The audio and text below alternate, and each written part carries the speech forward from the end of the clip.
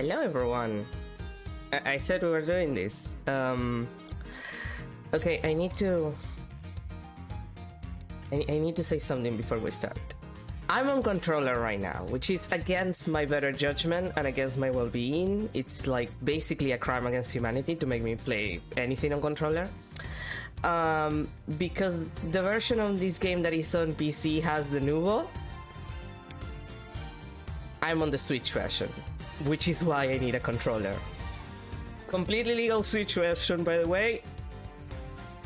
Totally legal. No issue here whatsoever.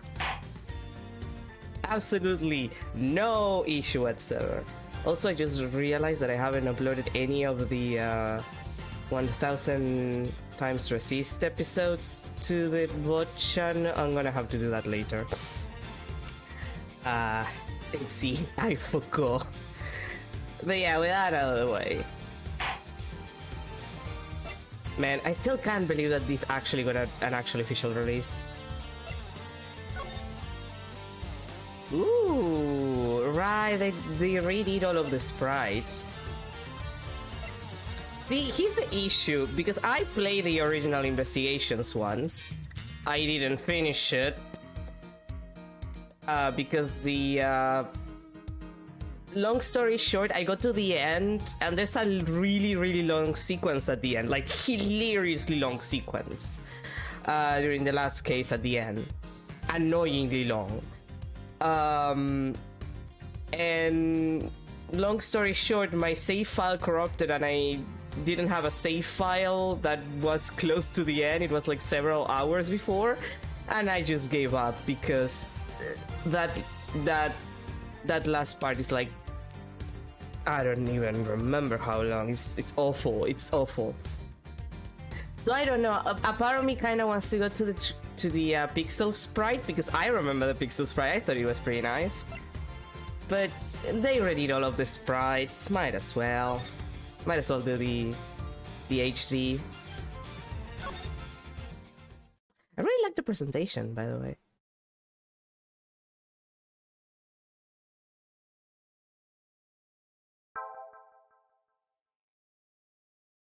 All right, and it has the achievements. I forgot that that's a thing.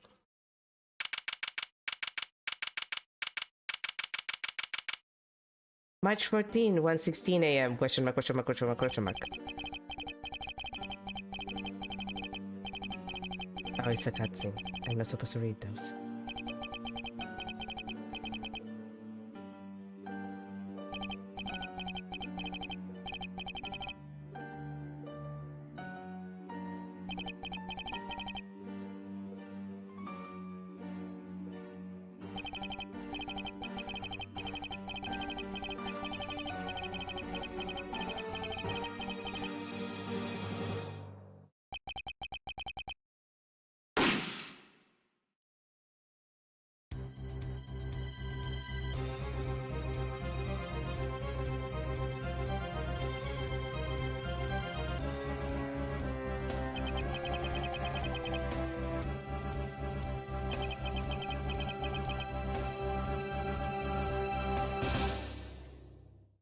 That guy. Yeah, that guy. Bald. I always thought that his hair was ridiculous. March 14, 2:05 a.m. Prosecutor's Holding, 12th floor hallway. The hallway. That's... Wait, 12th... Yeah, that's definitely Miles' office.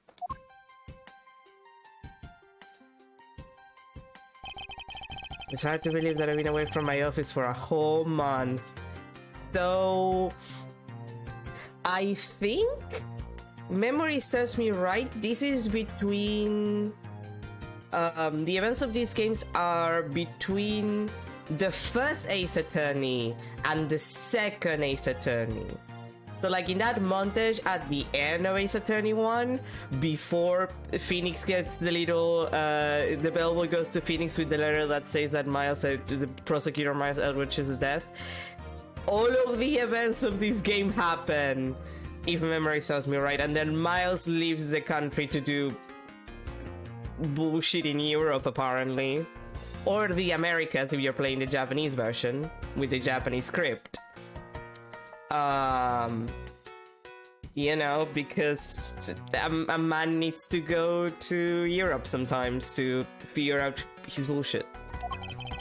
I hope Detective Gunshop has been keeping an eye on my office and keeping it clean. The door is unlocked. That's never good. Detective Gumshoe? What's this smell? It's very familiar. Blood? Wait.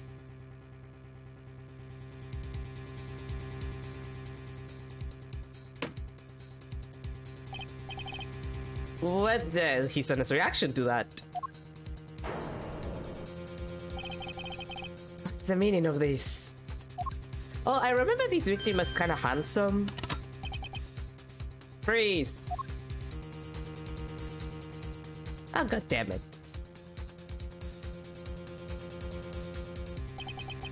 Identify yourself, fool! I couldn't help it. Everybody loves Mr. T. At least he's still somewhere a figure is safe. And his old outfit that made him look like a fucking nerd. His T set right there is kinda fucked though. Shut up. You got some nerve committing murder in a prosecutor's office, especially mine. I'm so used to murder, you don't even know. No! My suit! Is that a threat? Let me make one thing very clear. God, the difference between these, which I'm pretty sure is just like cleaned up and scaled from the original game, and the actual HD sprite is kind of jarring. But no one gets away with committing murder in my office. No one. Or my car. Or in the elevator where I was and I was traumatized as a child for the rest of my life because of it. Or my house. I don't even know if someone would kill someone in Edward's house, but just in case.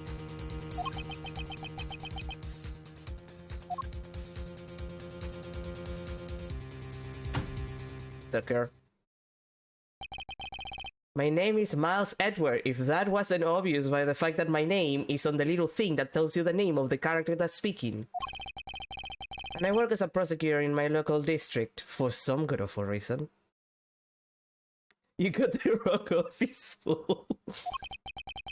Little did I know that upon my return home after a month abroad, which I will be doing again, leaving my boyfriend behind, I would be thrusted into a multitude of cases and some very frantic and busy days.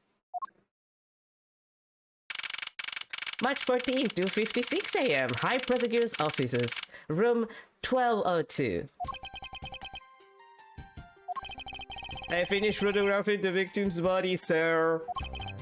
Very well. Continue your investigation. Yes, sir.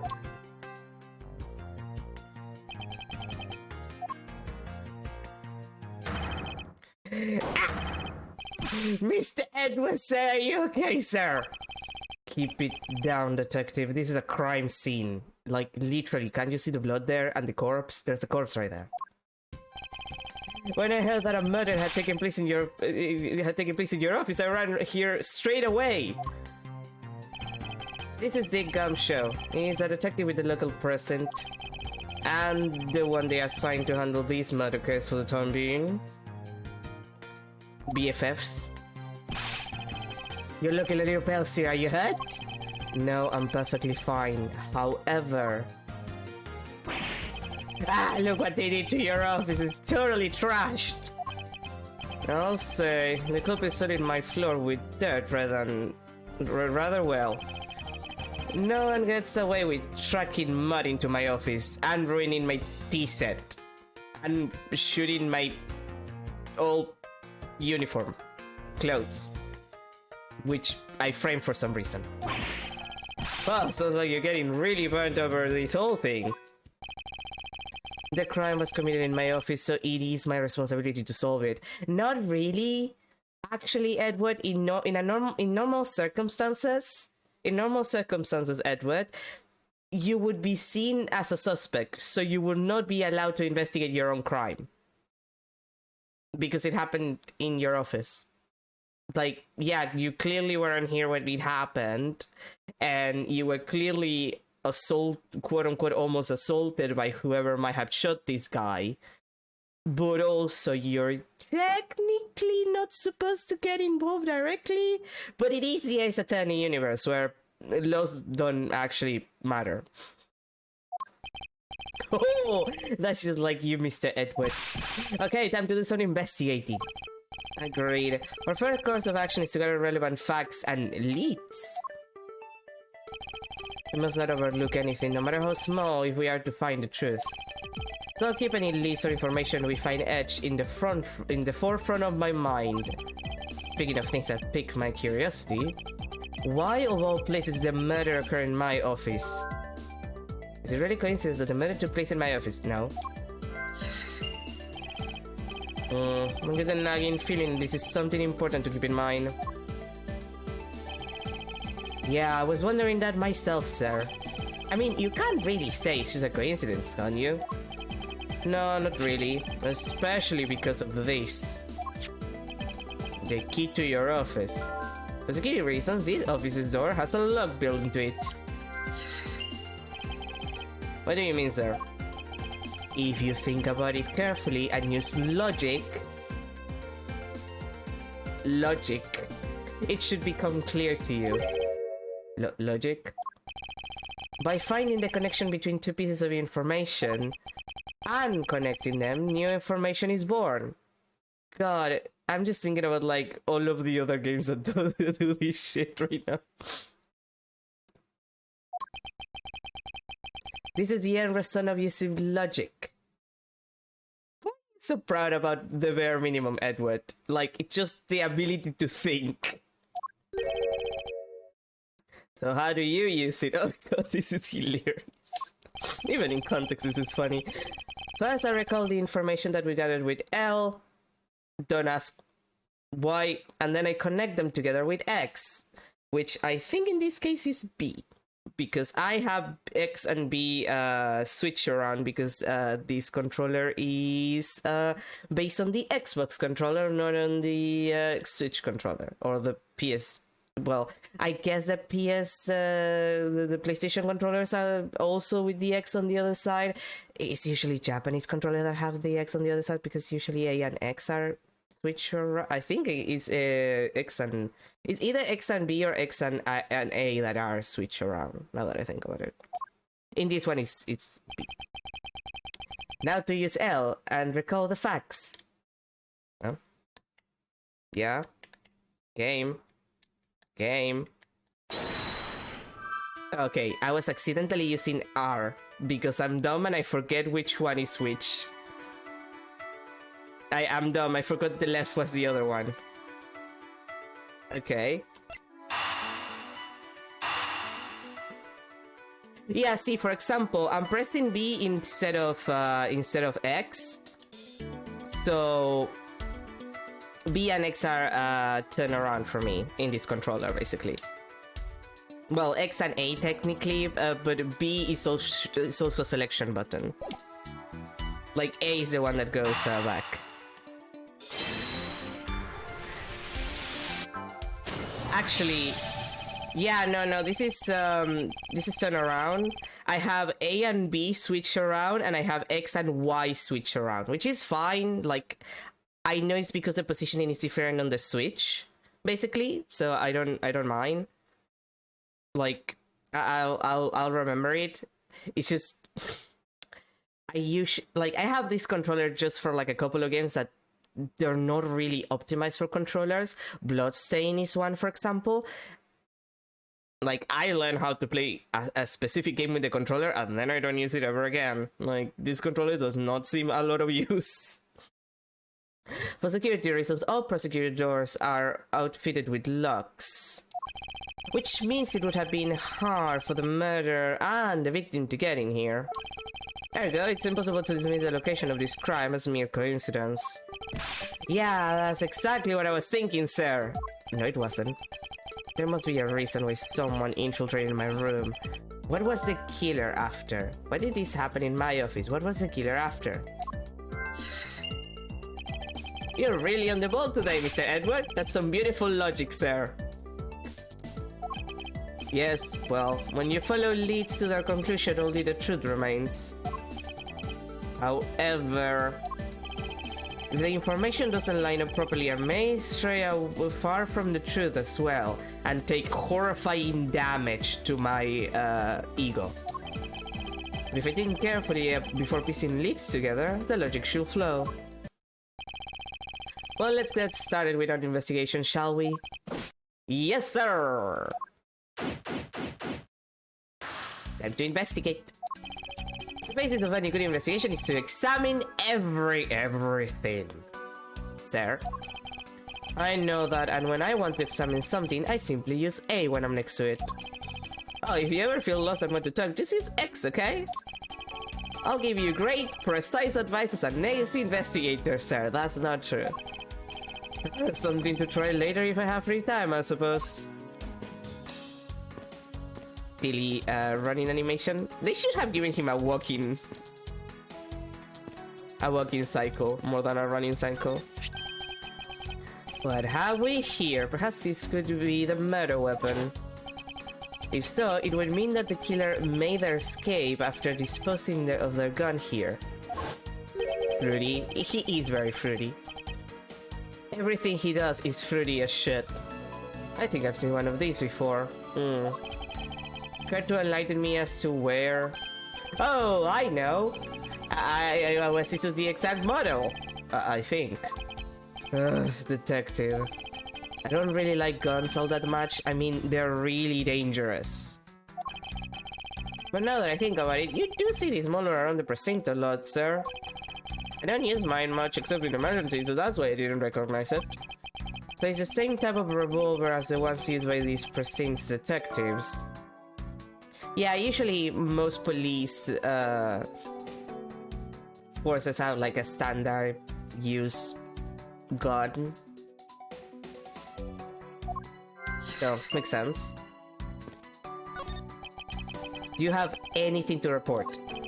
Yes, sir! Sir, yes, sir! Nothing out of the ordinary right now, sir. And yeah, there's something out of the ordinary right in front of my eyes. Talk about a contradiction. Something out of the ordinary, huh? I should look around a bit more. Sofa? I hope we can solve this case quickly. I'd like to return to relaxing on this sofa. Things look a billion times softer than my mattress at home. Can I sit on it too? Just for a little while, sir? Detective Gumshoe, you know I can allow that. Until this case is solved, neither of us have time to spare, let alone rest. You're right, sir. I'm gonna work hard and be a real trooper to the end. Even once this case is over, I don't think he can afford to take any time off. Damn, Edward, why do you like this?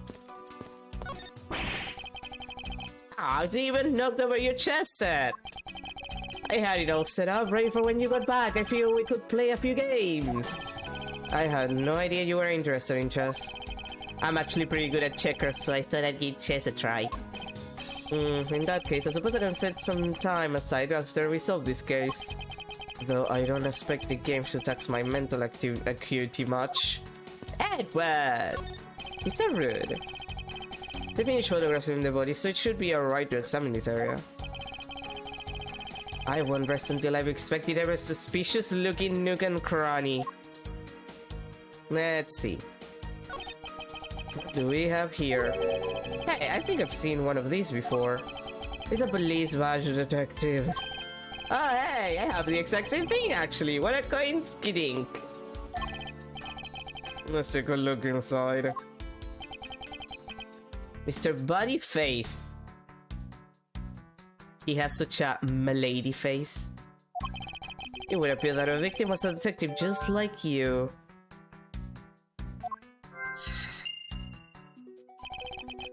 I seem to have gathered a few pieces of pertinent information. Not to call me using some logic, I figured out if any of them are connected to each other. Yeah, in a second, Edward. Let's see here. There's blood all over his lower abdominal area.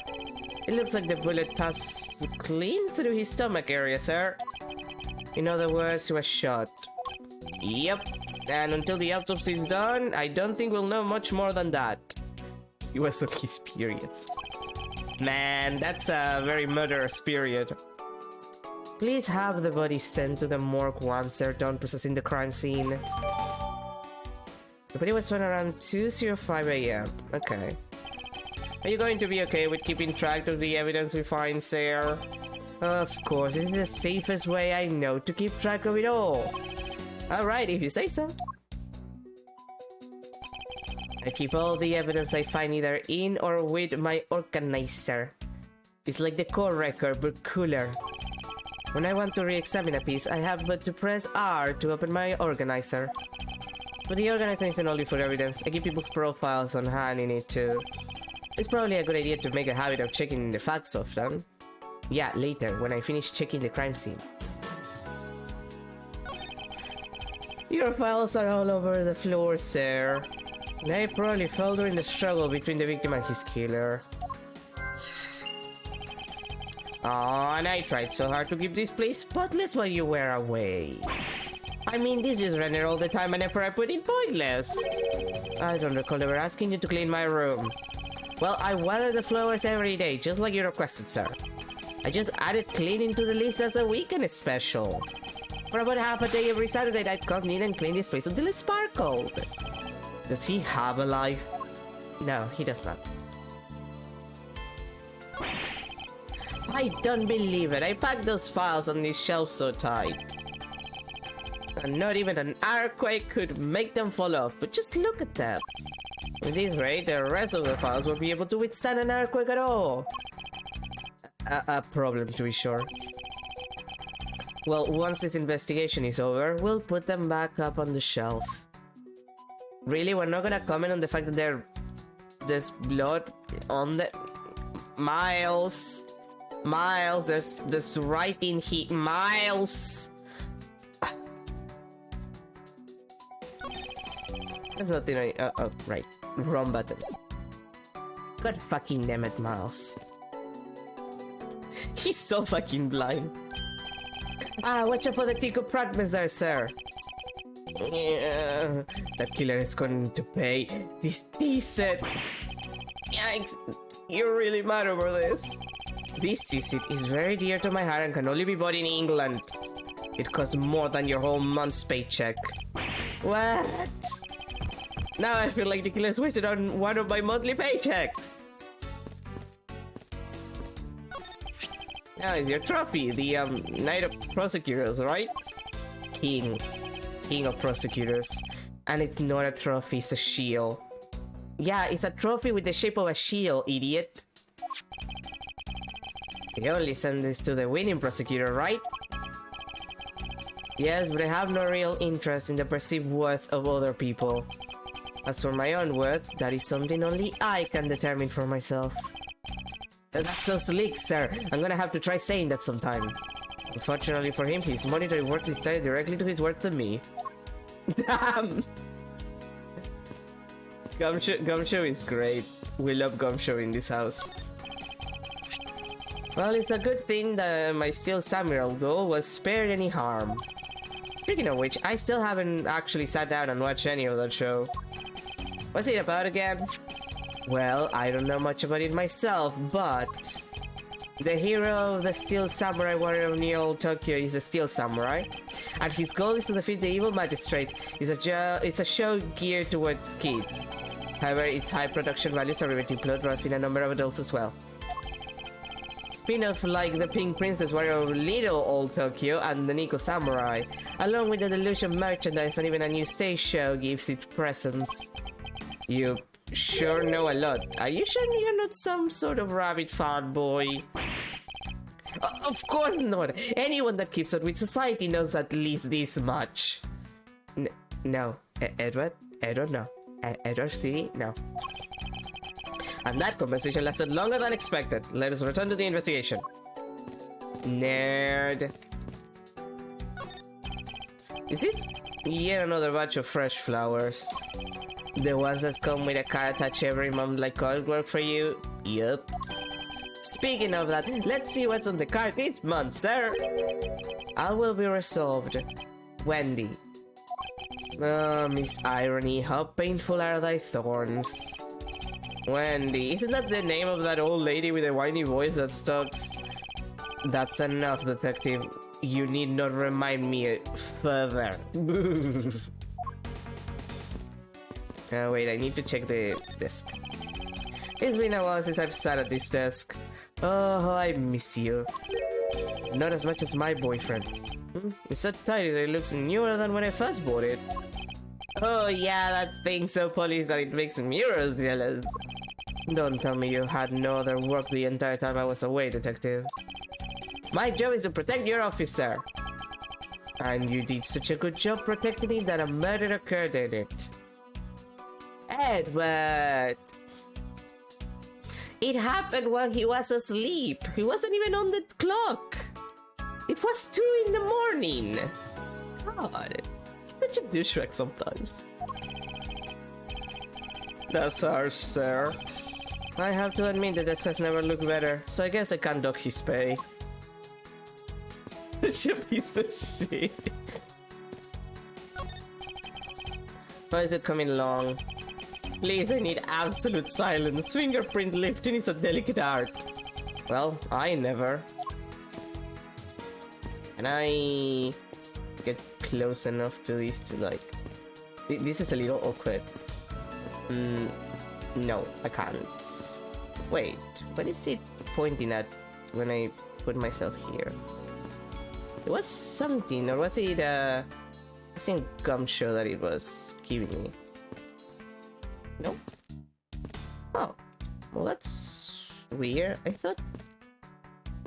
no, that's... No, okay. Weird. I thought that it was marking something that I didn't check. Oh well. Logic time.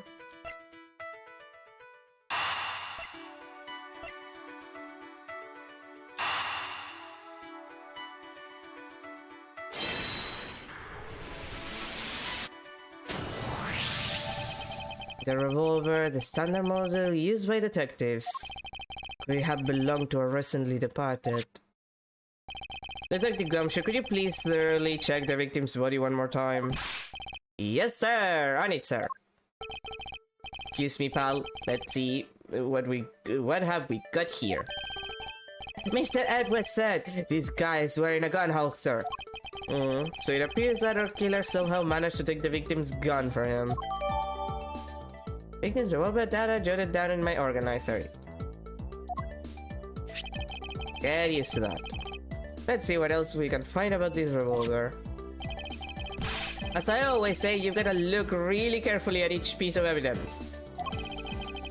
You can use R to rotate an object. There's no such thing as a bad angle. Use L and R to zoom in and out to get at the nitty-gritty. Okay. Okay, it's telling me R, but actually it's L. I would like if it didn't do that, if it didn't rotate the entire time. But I think that I don't get control over that is the issue. Like, I think it's taking... Yeah, no, it's acting like I'm moving the... Oh, I love that. Okay, so I guess I have to say something. This controller does have the right stick kind of fucked. So I think it's acting like I'm constantly moving the stick. Even though I'm not. So I kind of have to like, okay, now that's a little uncomfortable, but it's doable.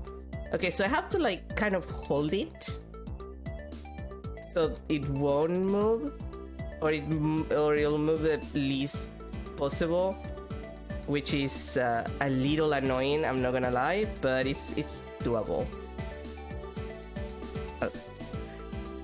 This is gonna be an experience for me. Oh boy. I hope we don't have a lot of those sections. It looks like only one round was fired from this. Whoa, so the killer killed the victim with just one shot after wresting the gun from him. Sounds like the guy knew how to handle a gun, huh, Mr. Edward? We have no proof for now, but that is a distinct possibility. I think this is about all we're going to find out. We should send the body out to... Jam! Why, oh why, how could this have happened to a guy like you? Are you alright? Don't touch me! Leave me alone! Just let me be! Sorry, but I can't do that. The investigation is still ongoing, so please refrain from touching the body. The body? The body! Don't talk about him like he's just some lump of flesh! He's literally a corpse. Look at him. Jim looks like he's just turning in for the night. Sure, just in a blood-stained suit, pal. Where are my manners? Aren't you that prosecutor? Why, yes, I am. I'm Jack Sportsman, prosecutor. Tim here was my partner in crime busting. I'm Miles Edward, and like you, I am also a prosecutor. If it's not obvious, this is my fucking office. Detective Dick Gumshoe, sir. So you're Miles Edward. I see this is your office. I guess this is your office. Yes, I just say that. That is correct. Then it was you. You're the one who killed Jim. Hey, don't go around jumping to conclusions, Paul. Just calm down, okay? I will not. I know how things work around here. High prosecutors' officers have locks built into them. And only the owner of the office has the key to his or her own office door. That is correct. However, I was not the one who killed your partner. I wasn't even in the country when it happened. Yeah, Mr. Edward has been overseas on a business trip this whole time, Paul. And the key to the door was with me the entire time, okay? So the only one who could get in here was me. Oh, wait. I just realized what I said. I fucked up. Wait, that means... I'm not sure what that means. Come show why. Come show why. So it was you then. You're James Killer. No way, pal. You got it all wrong. Everyone calm down. Come show, bro. It really is like that. Edward's just having a flashback of being in court, and he's like, oh god, this is just like when Phoenix was around, except Phoenix is not around. Oh, good, damn it, I opened the, I opened the thing. Oh, no, I didn't, game, I didn't mean to do that. Sorry. I have the controller a little too close to the desk, so if something happens, it's because I hit it against the desk. Mr. Portsman, correct. If you're a real prosecutor, you should know to stay collected. The investigation has only just begun. Isn't it too early to be drawing conclusions? Alright, I get the point. You're right, my mistake. I tend to get a little too hot-headed sometimes. You sure are one cool customer though, Mr. Edward. I've heard all the rumors about you. You're the great genius prosecutor. You're something of a legend, you know? Anyway, let's call a truce and work together, okay? Now how about a handshake to seal the deal? No. That is... no. A pleasure to work with you. Do not handshake that man, Edward. He's probably full of disease. You guys were conducting the investigation, right? Sorry for ragging in like that. Carry on then. It's your room after all. Thank you, I intend to. I just want a little more time to say goodbye to Jim. You there! Yes, sir.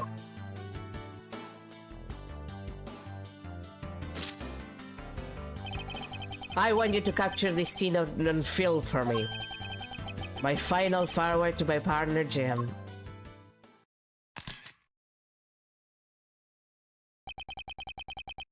Edward, intently. This is so fucking stupid. I should probably give them some space. which means that I can check the actual frame now. Ah, your jacket, sir. What's it doing on the floor? It must have fallen off the wall when the killer tried to threaten me by firing a round. It was very dramatic. So the killer not only shot the victim, but they shot your jacket as well. They dared to shoot the ultra special jacket that you made your prosecutorial debut in. What if they had shot through it? It would have been a disaster. It's not worth getting worked over there, detective. Not when there's something more here. Huh? Like what? I think you haven't noticed it yet, detective. The very obvious safe behind the frame. Which is very obvious, it's right fucking there. There's a giant contradiction right here in front of us. Really? Did I say contradiction? He must be rubbing off on me. I'm starting to sound like him. Ah, Edward misses his boyfriend. But I have my own methods and I will conduct this investigation my way.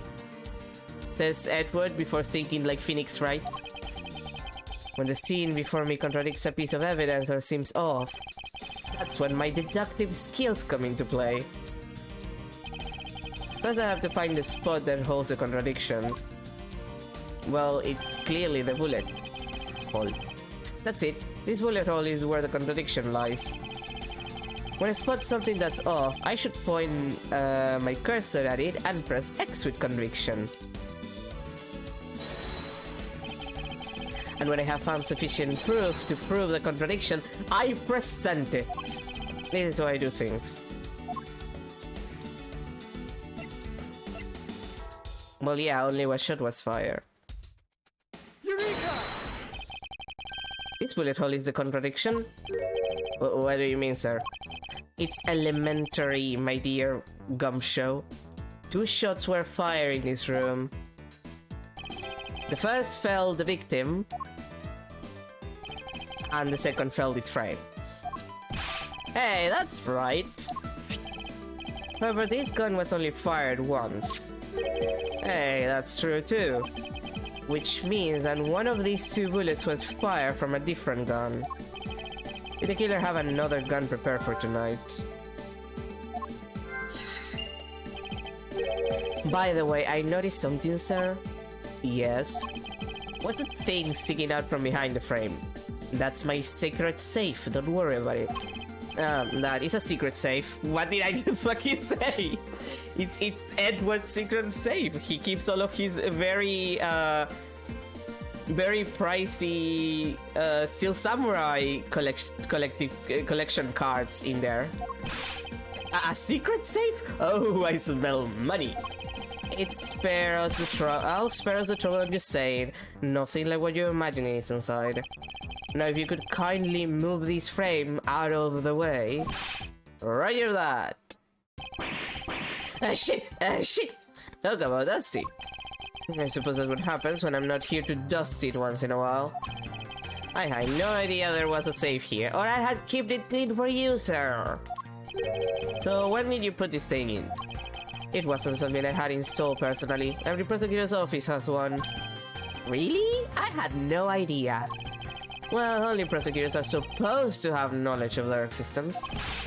So, what's inside Mr. Edward? Right now, nothing. We only use them to store especially important evidence when a trial is in session. And sometimes, my Steel Samurai figurines. And collective cards. Like, I'm sorry, I'm just collecting the cards, and some of them are very expensive. It's like Pokemon, you know? That's it. Look of a squash in my hopes and dreams. Secret safe data jotted down in my organizing.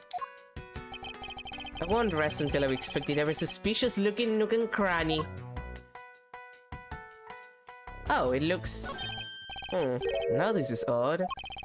You found something, sir? This keypad. Don't you find it a bit... Don't you find it to be a bit too clean? Yeah, there's a thick layer of dust all around it, but not on the keypad itself. You there, the forensic scientist. Yes, sir. Could you please dust this area for fingerprints? You got it, sir.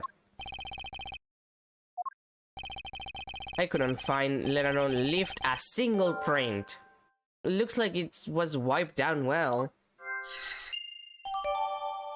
Well, that's bad.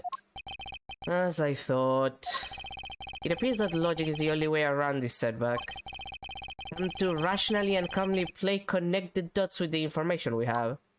Now? Are you sure? There's clearly some other stuff to check. Really? Come on, dude. Like, we checked this, but I'd rather check everything. I never knew there was a safe hidden back here. Well, if detectives knew about them, then they wouldn't be secret now, would they? Are there any other secret hidden things in this room? Even if there were, it would defeat the purpose of them being hidden if I told you. So don't bother looking for them. So there's not, like, hidden camera around, right? And what if there was? No, it's nothing. Forget I said anything. Do I even want to ask what he's been doing in my office while I've been away? Probably just napping. You're worrying too much. Okay, yeah, that seems to be everything. Oh, god damn it. Getting used to the controller still. How is it coming along? Please, I need absolute silence. This picture is too important to mess up. Leave the man to his art. Damn.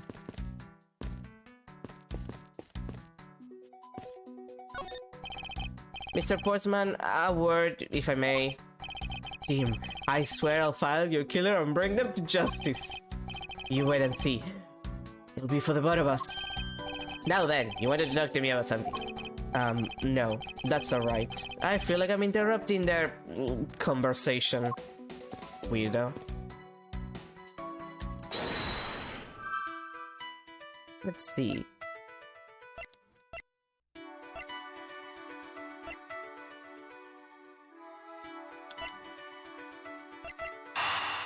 Well, it's possible that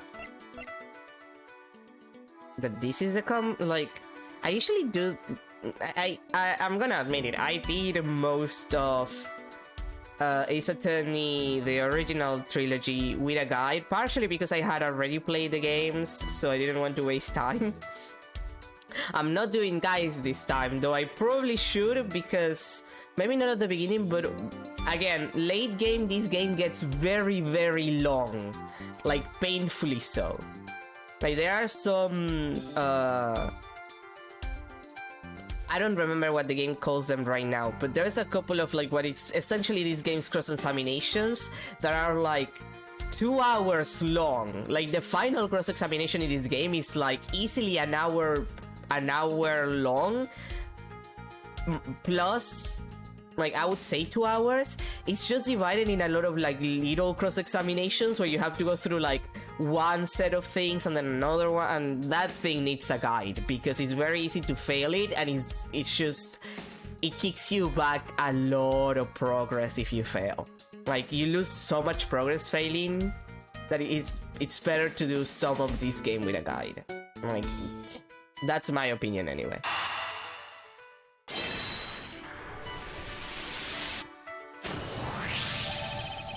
I believe I have figured out what the murderer was after. Well, what is it, sir? The fact that the safe was wiped clean of fingerprints suggests that the criminal had at least attempted to open my safe. Making the culprit's motive for breaking and entering theft, I believe. Theft? Question mark. I wonder if knowing that the motive behind this break-in was theft changes what the other pieces of information can tell me about this crime.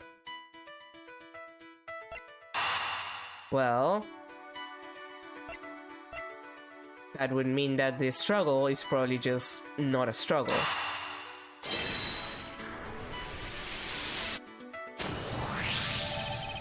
There is a possibility that the files splayed on the floor are not the result of a struggle between the victim and his killer. Ooh, you mean like it could be from when the killer tried to find something, sir? Precisely. We need to figure out if any of the files have been stolen. Yes, sir! I'm gonna shelve files like you've never seen before, even at a library. Sure. Let's give that a try. Why do all the good ones always yawn? Wait, no, I need to. Why? Okay. Surely you must ponder that every once in a while, Mr. Edward. No matter how much we lament in hell, the dead will not come back to life. Don't talk to me about that, my dad died. All we can do is search for the truth. And so what are we supposed to do? How do we go about finding the truth? First, we calmly restore the files to the rightful place. You got it. Here, let me help. No. So this file goes here, and that book goes there. You sure know a lot about where things go, despite it being Mr. Edward's office. Because I'm the one who keeps it tidy, pal, okay? Done! It would appear that the murder was definitely committed here. The blood stains on the bookshelf are still fresh. I suspect that the victim was killed in a standing position, hence the prints on the shelf. And then the guy fell onto the floor, right? The blood on the floor is kinda grossing me out. Detective, I don't have the time to deal with your weak stomach right now. Yeah, but you know I'm not good with blood, sir. Why are you a fucking detective if you're not good with blood? Jesus Christ, my dude. I'm certain there's something wrong with this picture. There's a couple of things wrong, I would argue. Let's see, there's those handprints rather first. The victim's handprints. He must have tried to support himself with his hands here after being shot. There are prints on the floor too. Those must have been made when unable to stay standing when... Those must have been made when unable to stay standing, he dropped to the floor. Okay. Those are counted. It appears that the victim was in a sitting position here after being shot. Oh, so that's why the seat of the victim's pants has blood on it. I thought he was on his period. That would be the logical conclusion. Unless...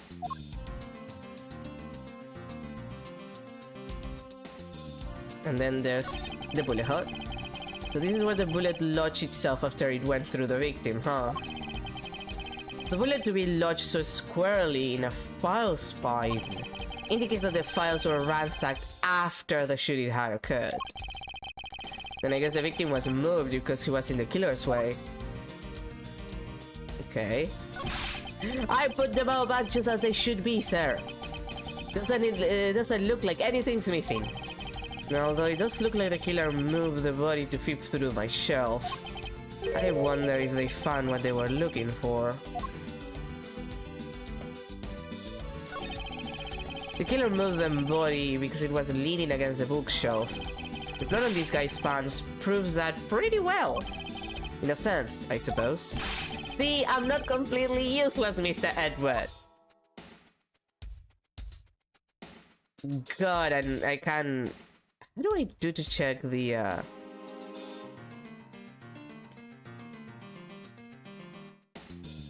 Because, like, I know that there's writing back there.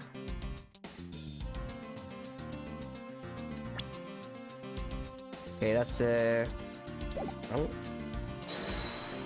Oh, wait, no. God damn it, I forgot. I need to, No, that's not, No, that's not the spot. I'm guessing... it's here. Is it here? Wait, let me check the... Clean through the victim's abdomen. I think it's about the victim in this case. Is this spot somewhat connected to any of the evidence I hold? Like, that's probably the one shot that was fired, so it's probably not that. So it has, well, not thinking about it because, like, no, it has to be this.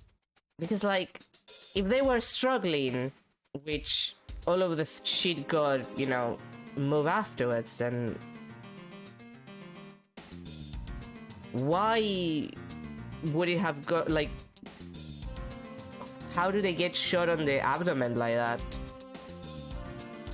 Like, it's much easier to shoot someone much higher on the body than on the abdomen, from what I know. I could be wrong, obviously, but I think it's this one. Eureka! This is clearly a contradiction here with this bullet hole. What do you mean, sir? You don't see? Quite simply, the bullet hole itself is too low. There's also that, although he himself just said that things were, like, ransacked before they were shot. Which I guess is already a contradiction, which means that they were on the pile there. So, clearly, if the victim was already here and the person who shot them was already in the room as well, the victim was probably also ransacking along with the murderer. If the victim was shot in the stomach, the hole should be much higher up. But what if the guy was shot while he was sitting or lying down, sir? That'd be logical. I mean, I guess. The victim leaned against this shelf here after being shot, which suggests that he was standing when he was shot. And that means...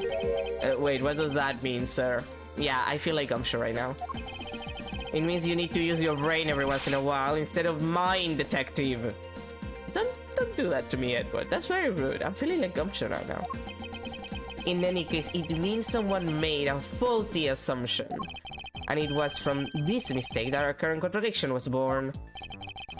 What is the faulty assumption that caused this problem with the bullet hole position?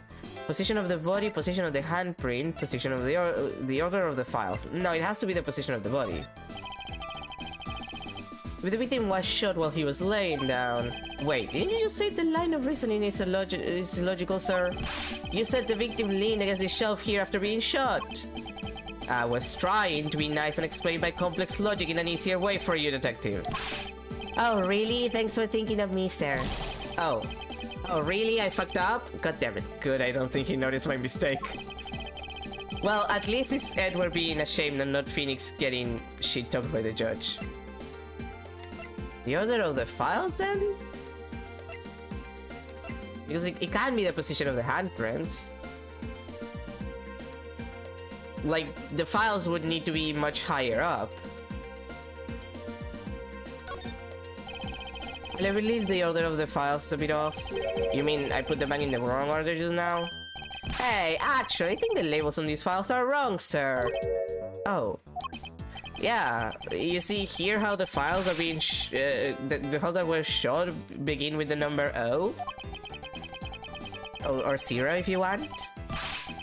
What are those doing all the way down there after 1, 2, and 3? That's really weird. Actually, the way they are organized the way they are organized now is the correct order. They are exactly as I see them in my mind's eye.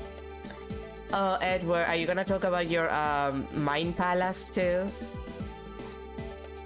He's so Northern Lion coded. The numbers are all out of order.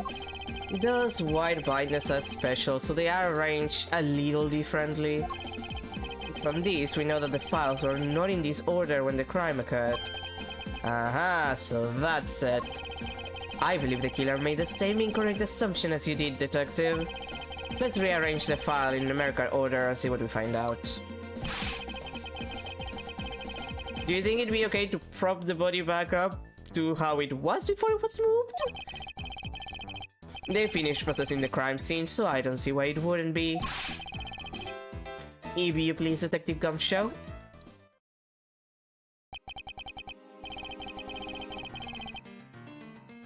As I suspected, the bullet hole is now where it should logically be. The killer went through my files first before shooting Mr. Faith. And then put the files back in numerical order, I guess. Exactly, and then proceeded to shoot the victim. But why would someone kill a man and then look through your files one more time? Puzzling indeed. The files were thrown into disarray twice, once before and once after the crime. But why? Now the crime scene is as it was at the time of the murder. Time to give it another look. Oh, finally we can check this shit. This. What is that? What did it say gumshoe on there in blood? I'd say that's some incredibly incriminating evidence. Yes, indicative of criminal activity indeed. No, wait, there's gotta be some mistake. Mr. Edward, sir, help me. Say something, sir.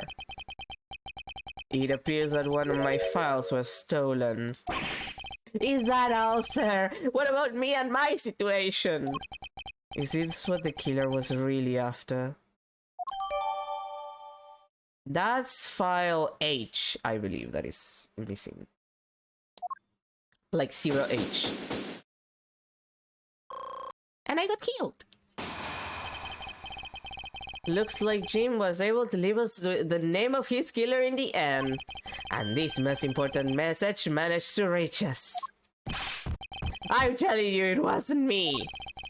You can't be terribly pleased to hear that you can't be terribly pleased to hear that your beloved partner is the guilty party. If you are going to accuse Detective Gumshoe of being the culprit, I sincerely hope you have some proof to back it up. Jim's words, they're more than enough, wouldn't you say? If that's how you want to play it, then at least allow me to understand your reasoning. You got it! I don't like this one bit. There's something strange about this man's attitude.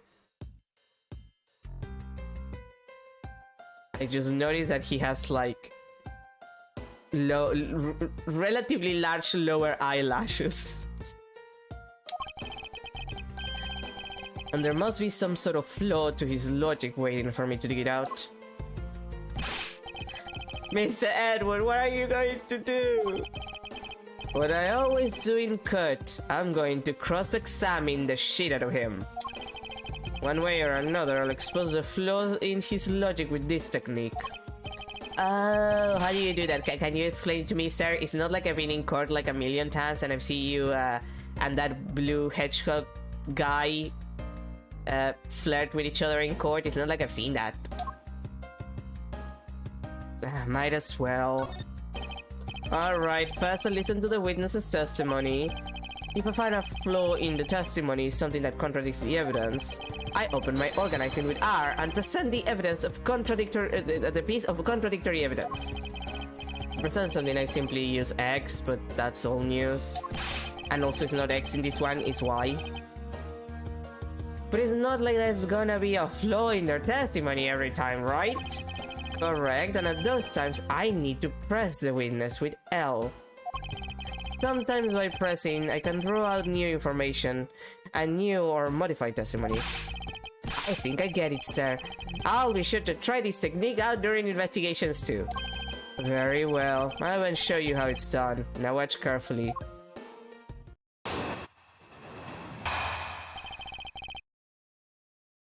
This goddamn guy. Oh, I can see my tea set. It's all fucked up. Detective Gumshoe, you stole Jim's gun from him and shot him dead. Furthermore, you messed up the files to make it look like you had committed theft instead. That's when you moved Jim's body that was sitting in the... Is that really? That's how you're gonna write that? That was sitting in front of the bookshelf. But thanks to that, you didn't notice the bloody letters his body was hiding. And it will be by his final words that you will be brought to justice. You intend to argue that the victim's dying message points to his killer. I can hear Jim's voice, and he's calling for his killer's arrest. Are you sure you're not mishearing his words, Mr. Postman? Mr. Sportsman, if you will? There's no way Detective Gumshoe is the culprit here. I will find the flaw in this man's logic and expose it with credible evidence and bullshitting like Phoenix would do.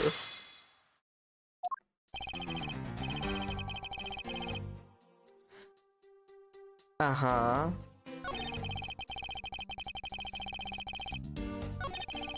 Okay, I think that I need to press you here. Hold Hold it! You know, there's something I've been meaning to ask. What is it? Why do you call the victim Jim, when clearly his name is Buddy Faith? Isn't it obvious? Jim is the perfect name for my companion. Jackson Jim. Those two names go together like peanut butter and jelly. But Jim isn't even close to the guy's real name. Well, Jackson Buddy just sounds off somehow. Besides, he was the third of a bunch of guys that decided to nickname Jim. He talks about the victim like he was his pet.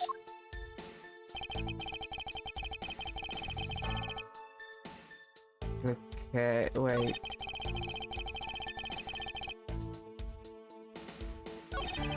Okay, I think I'll press everything just in case. Just to check. Hold it! Do you really think it was necessary to dishevel my shelves twice to do that? That's true. Okay, then maybe his real intent was theft. Hey, are you accusing me of stealing something from Mr. Edgeworth? It's a possibility. Maybe your salary is being cut so much that life is getting a little too rough to handle. I'll have you know that I eat 3 squares meals every day, Paul. Okay, so all 3 of them happen to be instant noodles, but... Poor thing. What an evil prosecutor you are paired up with. And what a motive now. To be fair, he has a point there. Okay. Hold it! And why would Detective Gumshoe do such a thing? Because the body was getting in his way. He had to mess up your bookshelf somehow, right? Anyway. Okay. Hold it! Why do you think that the killer didn't notice the bloody letters? The body was covering it quite well, wouldn't you say? That's how he missed it. Yeah, which makes no sense. Because he was probably already dead by that point if like the killer was able to move them. Like, that's a giant contradiction, just saying. But judging by what I've seen, it doesn't take much for your detective to miss something. Who do you think you are? You know nothing about me, pal. There's a lot a person can understand about another from first impressions alone. I can't say I disagree with him on that point. Why don't you say something, sir? Not you too, Mr. Edgeworth!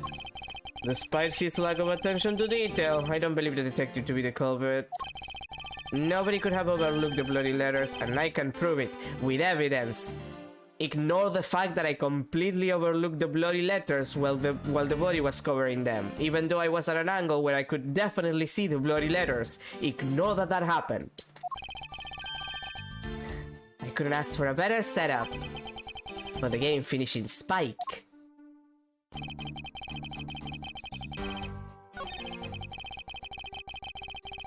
Okay, let's see.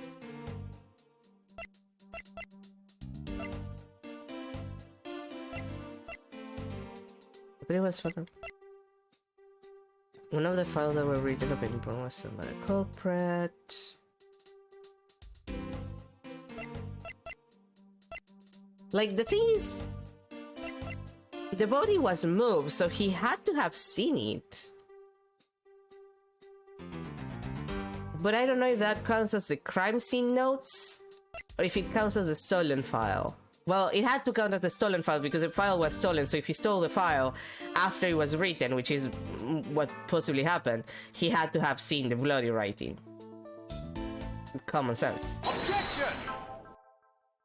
Ooh, an objection award.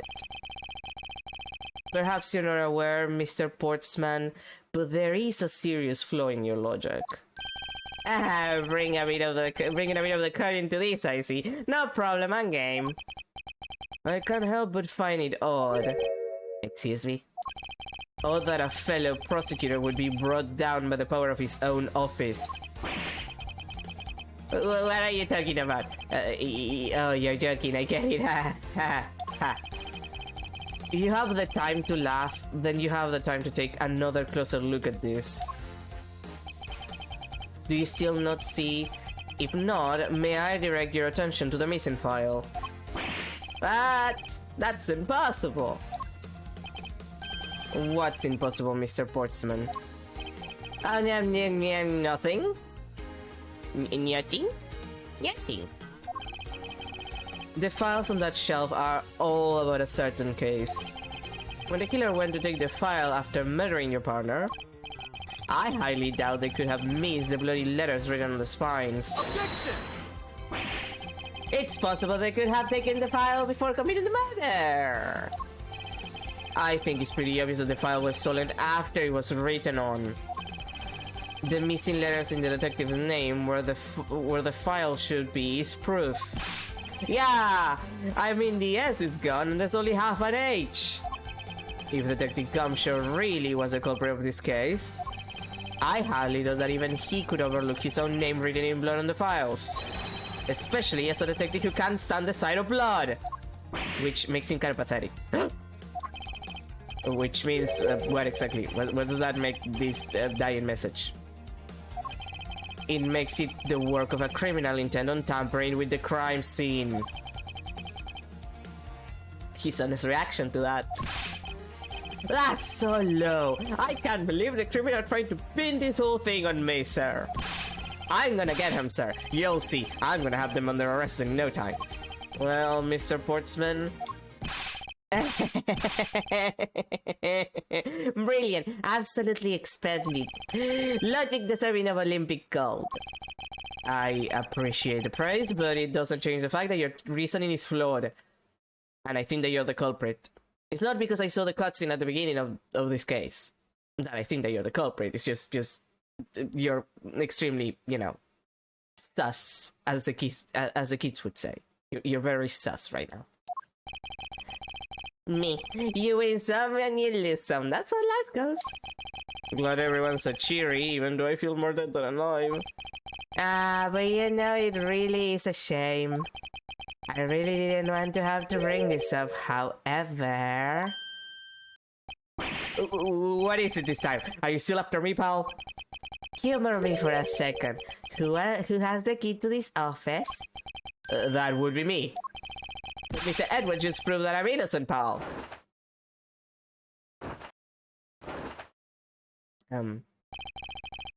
That's absolutely right, and I acknowledge your innocence. Then why do I sense that you still have something to say?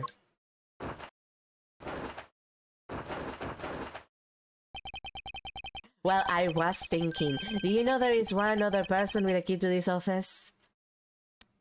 Did you have to, like, put your jacket on and off several times to give me that information? One other person. Hey, you there! Yes, sir. What is it, sir? Would you kindly fetch and escort that lovely young lady here for me? A lady? Wait, is this Emma? The girl is a member of this building. Oh, no. No. Okay, no, Emma does appear in the first one, but it's the third case, I think, that she appears in. Second or third.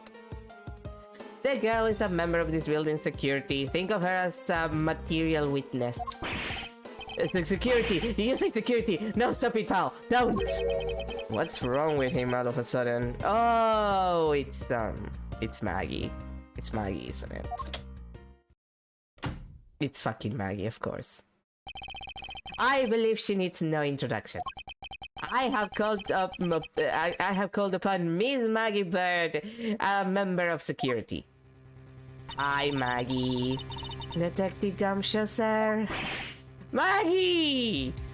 This is almost star-crossed lovers kind of situation. They're always kind of finding themselves in this kind of awkward position. Don't talk to me about Phoenix and Iris. These two, on the other hand, they have something going on. Tragic in the tragic department. Miss Bird is the security guard on watch tonight. I see. And your point is? My point is that she could very well have used it.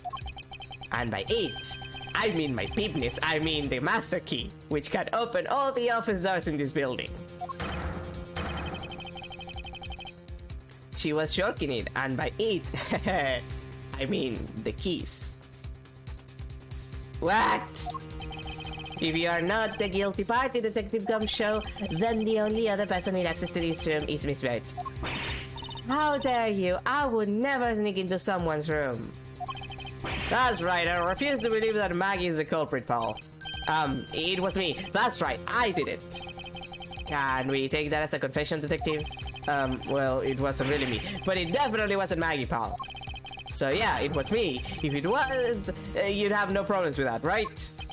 Please refrain from flying over the handle, Detective. There's no need for such theatrics. Do that outside, for the love of God. Listen to your boss, Detective. He understands what I'm saying here. That girl is the only one who could have committed the crime, and for one simple reason. You bitch and your eyelashes. It's pretty obvious that Miss Bird snuck into your room using the master key. I mean, if Detective Gumshoe isn't the one who opened the door, then that leaves only Miss Bird as her prime suspect. On top of which, she knows her good detective, doesn't she? Making it all the more probable that she was the one who faked the dying message. So you're saying she used the master key? Ooh, the master key. Incredibly incriminating evidence, wouldn't you say? That's what you claimed about the evidence earlier as well. Bitch.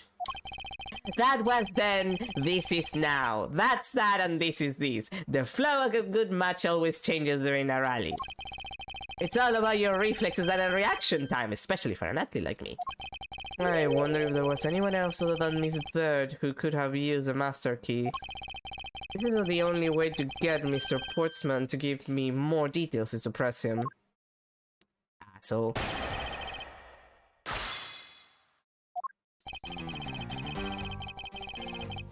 Okay. Hold it! Are you sure Miss Bird is the only member of security who could have used the master key? Like, this is a large building. You cannot tell me that there's only one security person every night. It's kind of ridiculous. There's only one person on staff at this time of night, and tonight she's 8. Again, this is a large building. This is the 12th floor. You can't tell me that there's one single person on security at night. This is why crimes happen in the Ace Attorney world. Because you have one security officer on the building where all of the prosecutors work and keep their very important files at night when this place is like 12 stories high, if not taller than that. Because we're not counting like Gant's, well, what used to be Gant's office, there's another person there now. Like, you know what I mean? Isn't that right, Miss Bird? That's, true, but I wasn't able to use the master key at the time of the crime, sir. Wasn't able to? What's that supposed to mean? Yes, moving on. I hate to get sidetracked by something unrelated. I am mean unrelated. I want to hear what she has to say, pal. But you can't really trust her not to tell lies. Plus, I hate wasting time. Should I hear Miss Birdie out? Yes. Not so fast. I, too, am interested in hearing what Miss Bird has to say, and I'm the protagonist, bitch, so I get to decide the rules. Didn't I just say it'd be a waste of time? We don't need to hear her lies. I'll be the judge of that. Miss Bird, if you please. I discovered that the master key was missing at around 1 AM, sir. What do you mean by missing? As in, it wasn't anywhere in the security booth, sir. The killer must have stolen it. Mr. Portsman, I believe this to be an important piece of testimony, don't you? I can't believe that someone like you would be taken in by such words.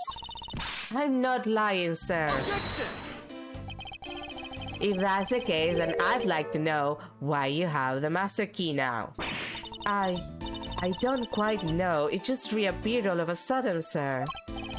Ah, a likely story. And where is your proof that the key was stolen to begin with? But you just forgot where you put it and then found it again. I never lose things. I can practically guarantee that. With me, if something disappears, it's usually because someone stole it. Yeah, Paul, trust me, you don't want to test just how bad her luck is. Unfortunately, I can't deem this piece of testimony as conclusive. Glad you agree, Mr. Edward. But... You still haven't established Maggie's motive for breaking into Mr. Edward's office. Her motive? Didn't we already establish that he was theft? I mean, the culprit clearly went through the bookshelves and at least tried the safe. It is as Mr. Portman said, Detective. I can't ignore the fact that all the evidence points towards a motive of theft. But I'm done taking blows. It's time to counterattack with a few facts of my own. Hold it! I concur that the culprit's motive appears to have been thievery. However, glad to hear that we agree, glad to hear that the great Vice Edward is in agreement with little old me. However, with regards to the investigation of the bookshelves unsafe... Hey, good thinking, asking for my opinion on the matter. Would it be too much for you to allow me to complete a full sentence? Hold it! I thought we had established Detective Gumshow's innocence pretty thoroughly. It was just a theory, a game theory. One hypothesis amongst that many possibilities.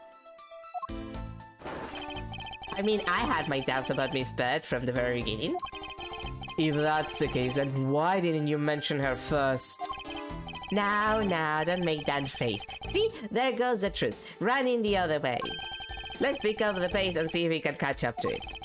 I don't think you're catching my drift. But we are in agreement that the detective isn't the killer, right? If so, then I hope you'll understand when I say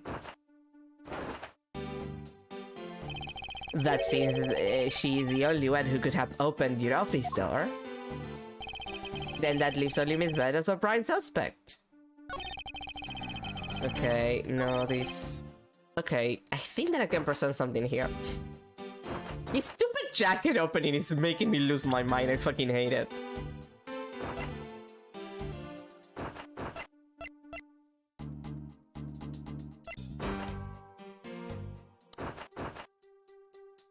Okay, yeah, she couldn't have done the safe thing because she shouldn't know about the safe in the first place. Objection!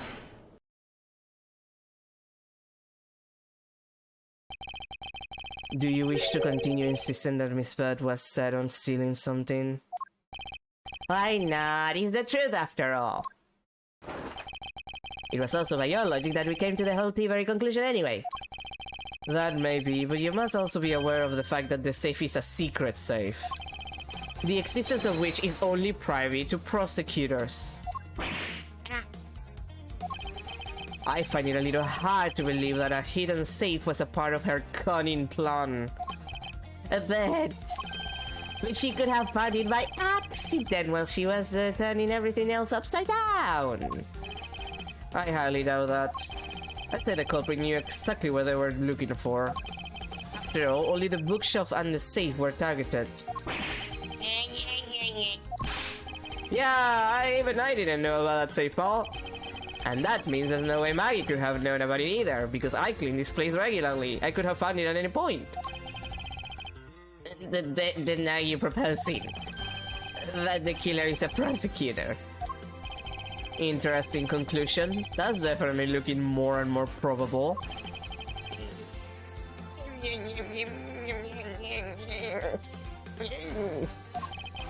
What's wrong, prosecutor? Do you have a different suspect in mind now? Curses, why? What made you? What's with the angry face all of a sudden? It's all my fault. What do you mean? It's Jim. He knew about the existence of the secret safes. What did you just say? We were partners, like inseparable conjoined twins. You just said that you had like 3 guys that you named Jim before this one. That's why I told him I filled him in on the secret safes. Then that means... Yeah, I know. I had only just told him too. Obviously it was wrong of me to tell him. I still can't quite believe it, but the thief who broke into your room was probably Jim. Now he's claiming that the victim was a thief. And you were simply trying to stop him, weren't you? Miss Maggie Bird. Excuse me? I mean, you are a security guard, right? That's your job. But killing is going a bit too far, even in your risky profession. What? You're still accusing Maggie of the murder? Yes and no. I mean, she had stumbled upon Jim, who had probably drawn his gun. I get it. It was self-defense, wasn't it? Which, for the record, self-defense is taken a lot more seriously in Japan than in other countries. Like, even then, even if you get acquitted on self-defense, it's still like you kill a person, so they take it a lot more seriously than in the States or in most other countries where, like, oh yeah, I killed another person because they were trying to kill me first. Like, you know, I was saving my own life. No, I couldn't. I could never do something like that, not even as a security guard, sir. Plus, even if he was the thief, he wouldn't have the key to his office. Which is precisely why he had to steal it, wouldn't you say? It was Jim who stole the master key, milady. Ah. Pretty impossible for a supposedly stolen key to be here with us, unless... Well, unless you retrieved it from Jim after you killed him. Mr. Portsman, are you honestly accusing your own partner of being a thief? I don't want to admit it, but it's the only way for everything else to make sense. He has no honor?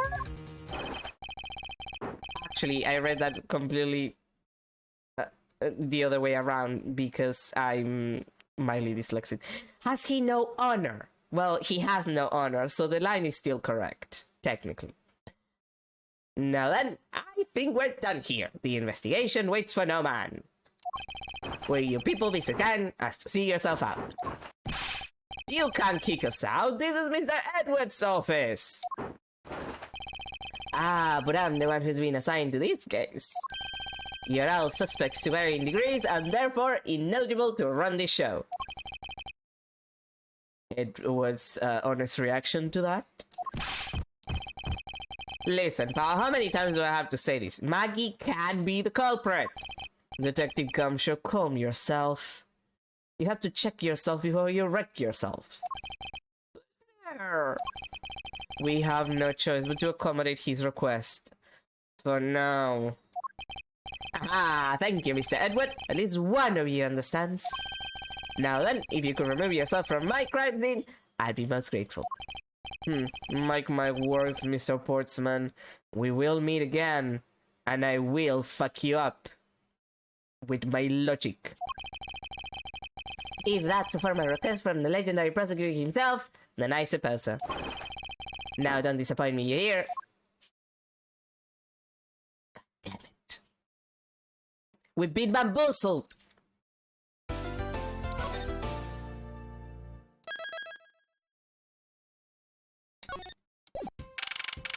March 14, 4:18 a.m. Prosecutor's building, 12th floor hallway. This happened at 2 in the morning.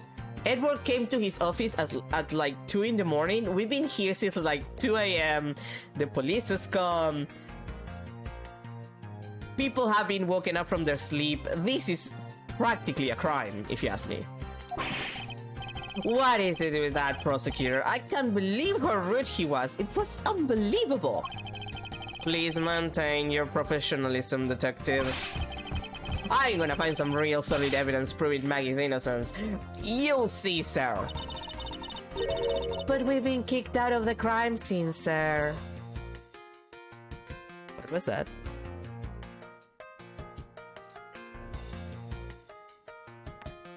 Okay, it's the guy that passes by asking for old stuff. Okay. Don't worry, it's like very culturally Argentinian stuff. Don't worry about it. True. So then what now? I hope the mic didn't pick it up though.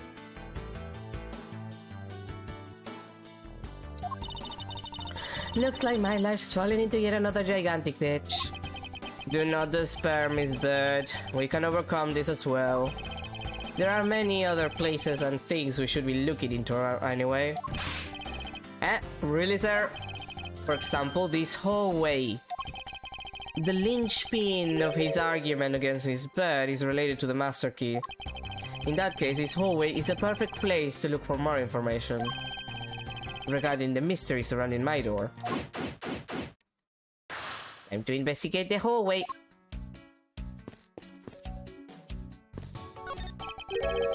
What is a basketball doing here? That's Mr. Portsman's prized possession, sir. I heard he also plays soccer, dodgeball, and even tennis. And by soccer I mean football. It's called football. Just because the Yanks have appropriated the word to talk about their fake sport, it doesn't mean that they get to keep the word. And not a single one of these sports is suitable to be played in a hallway. This office. 1203, 1203. Hey, Maggie, whose room is this again? It's Mr. Portsman, sir. So he's my new neighbor, I see. I suppose he moved in while I was away overseas. What is a basketball hoop doing here? Hey, didn't this just used to be outside next to the building a long time ago? So when and why was it moved indoors? I don't remember exactly, but I saw one of the officers drag it up here recently. Drag it! I heard that it wouldn't fit in the elevator, so the poor guy had to bring it himself. All the way up to the 12th floor. Is everything alright? Yes, sir! If you must know, I weighed myself this morning and I'm finally at 154 pounds. Congratulations, but I was asking about this hallway and this room. Oh, everything's okay, sir. A word of advice, stay focused or you may start to lose even more weight. Oh boy. It looks like you're in quite the pitch, Mr. Edward. To be sure, a murder within the walls of the prosecutor's office is no trifling matter. You must find, apprehend, and punish the killer accordingly possessed. Sounds like an amazing case you got on your hands. If you ever feel lost or need some advice, my door is always open. How gracious, I will keep your offer in mind. Who is this guy again? I love that. I won't rest until I've expected every suspicious nook and cranny. Like this one. Huh? It's... Easy OH. Ah, isn't this the missing O series file, sir? I mean zero, I mean O, it's the same shit. No doubt about it. The bloody letters mark it as clear as day. There seems to be a few pages missing. Our thief took only what was necessary and left the rest behind. So what are these zero files about, sir? I guess they've got something worth stealing in them, huh? Not particularly, it's just a collection of court case files. However, the cases within these files are not mine. Huh? Who? They belong to the High Prosecutor that used to occupy my current office. I have my reasons, but let's just say I was charged with keeping them as they were. Then that means the thief must have also wanted the file for a specific reason, right? It would seem so. Only the pages related to that case from 10 years ago are missing. It's always 10 years ago. It's always a case from 10 years ago, 5 years ago, 8 years ago in the case of Apollo Justice, I think. I think it's 8 years between the case where Phoenix gets disbarred and the first case in Apollo Justice. I wonder why anyone would care about such an old case. A well-crafted, high-quality sofa for visitors. The stitching is excellent. Talk about a luxury waiting area. These babies are also great for napping, you know? You would sleep even out here, detective? In a hallway? Whenever I do, I always end up dreaming about giving testimony on the stand. It always ends the same way, me getting trounced by a lawyer. Isn't that awful? Maybe I should give it a try sometime, to envision myself winning, naturally. Nothing else? Wait, what? I bet the thieves not under here. I guess there isn't much space for anyone to hide under here anyway. I mean, if someone could control themselves to feed, I'd be really impressed. Sounds to me like somebody has already tried at least once before.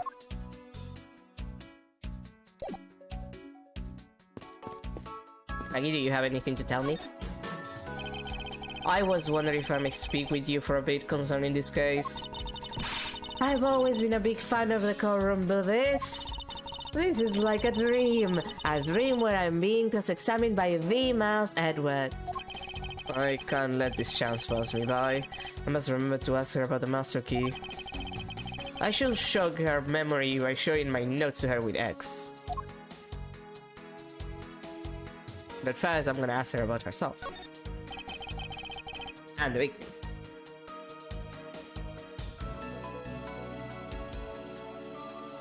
Have you ever met the victim before?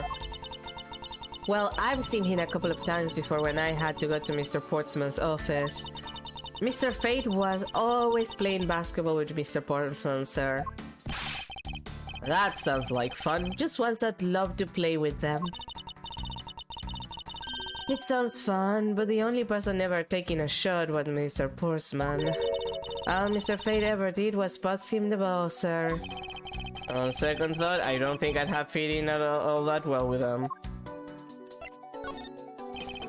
Miss Maggie Beard, correct? I think that you are an acquaintance of the detective.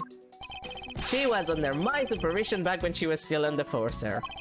And then she got caught up in a murder and things started going downhill, so she quit. But I owe a lot to Detective Gumshoe for introducing me to my current employer.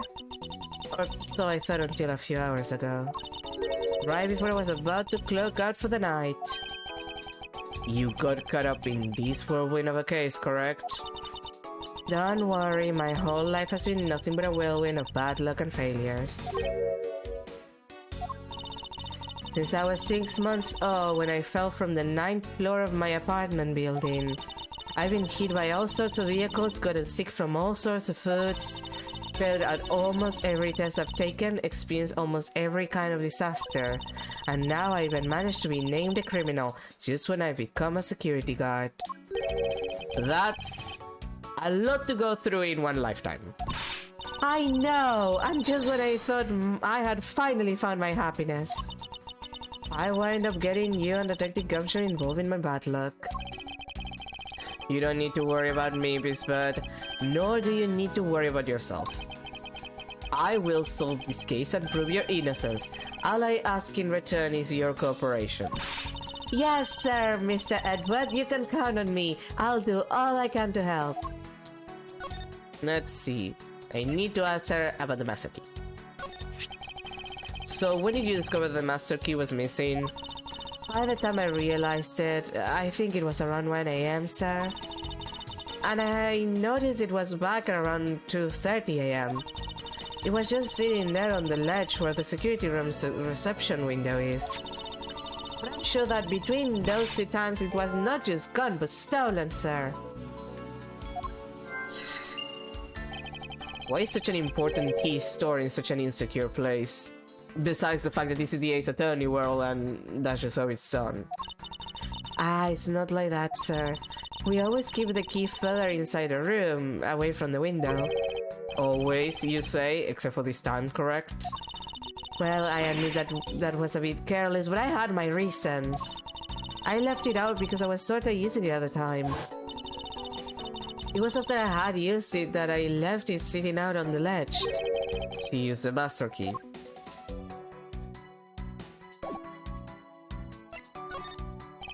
What did you mean by you use the master key? I had to use it to open the door for this prosecutor who had forgotten his key.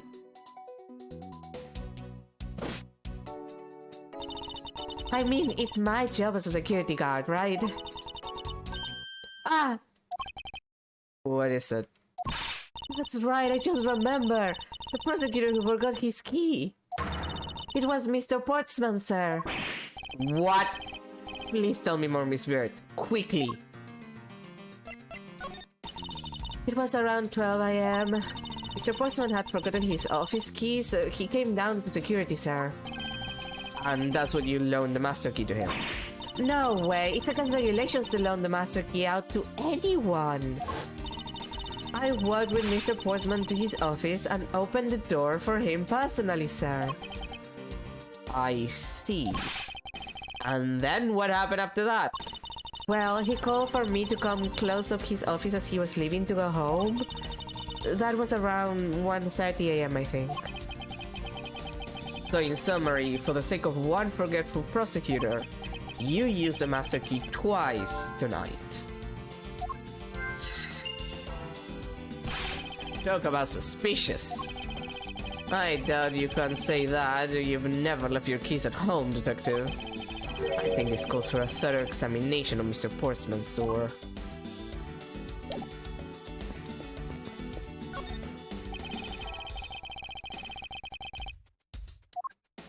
Okay.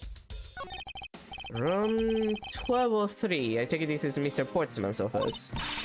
Yeah, you can't mistake it because of the basketball hoop, sir. That reminds me. Mr. Portsman had actually wanted room 1202 really badly. But since you were already occupying it, Mr. Edward, we put him next door, sir. So why was Mr. Portsman so particular about getting room 1202? I'm not sure, but I bet it's because of something like his birthday is December 2nd. Yep, that's gonna be it. I can't think of another reason why. Everybody in this fucking place is so dumb. I can think of at least 3. Why am I even wasting time thinking about this? The door is locked tight. I bet the old credit card trick wouldn't work here, huh, Mr. Edward? This is the office of a high prosecutor detective. These doors would be pretty ineffective if the average cat burglar could get through them. Ah, so I guess only a great cat burglar could get in. That must be who our culprit was. Might I advise you to return that conclusion to whatever pawn shop you bought it from? Okay, damn it. I moved a little too far. It's Mr. Portsman's personal basketball hoop. I can't believe he put something like this in the hallway of a prosecutor's office. But, you know, it's actually pretty useful, sir. I haven't gotten lost trying to get to your office since it's been here. How long have I had the same office and yet you still managed to get lost? Okay, that's specifically that. Then there's the door itself. Is there anything else beyond the door? No. Okay, so it's just the door itself. A minimalist yet classy door made of top quality wood. It's kinda majestic too. Fits in really well with the ambience of the prosecutor's office. Even Mr. Portsman seems dignified just because he works behind one of these. Nonsense. A man doesn't become more or less dignified because of where he works. Actually, Edward, it does work like that. Well, he seems to be more dignified than Mr. Payne. Mr. Payne? I suppose custodial work can also be dignified.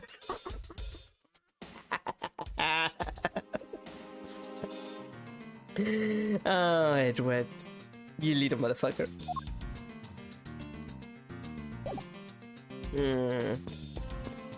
I think we checked everything, right?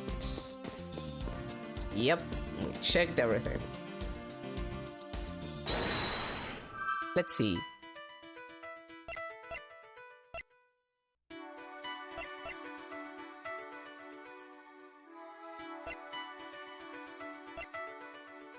The key was missing between 1 AM until 2:30, and the key was used to unlock Postma's office at 12 AM and 1:30 AM. So can I combine these two?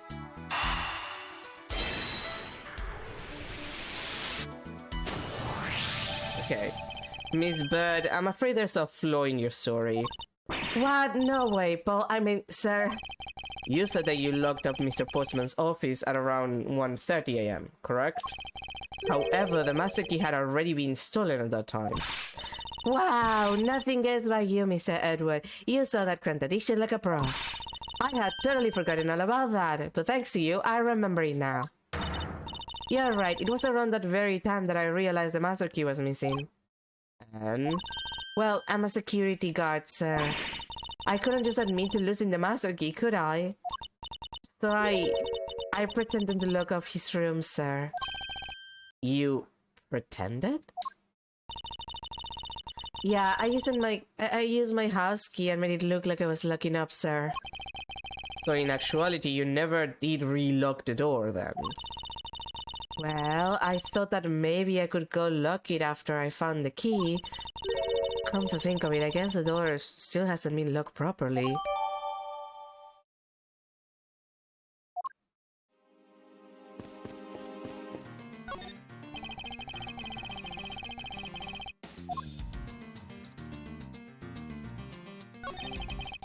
The door is locked tight. I bet yeah, okay.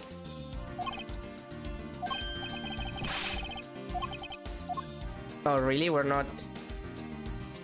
Well, I guess I had to use it. Is this spot connected to any of the evidence I hold? Yes, the door. Eureka! There's a contradiction here between reality and the evidence. If what Miss Bird has said is true, then why is this door locked tight? You know, you're right. You know what door was not locked when we came in? Yours, Edward. Yours was very unlocked. Miss Bird, are you sure you didn't relock this door? I am certain of it, sir. And I don't think Mr. Postman noticed it himself that I hadn't. Which means, what, sir? It either means that he actually does have the key to his office, or that the door Miss Bird opened wasn't this one at all, but a completely different one. He opened a different door, but how can you prove that? There's an easy way to find out. All we need to do is... we need to examine this. Prints on the master key, prints on the doorknob, prints on the number plate.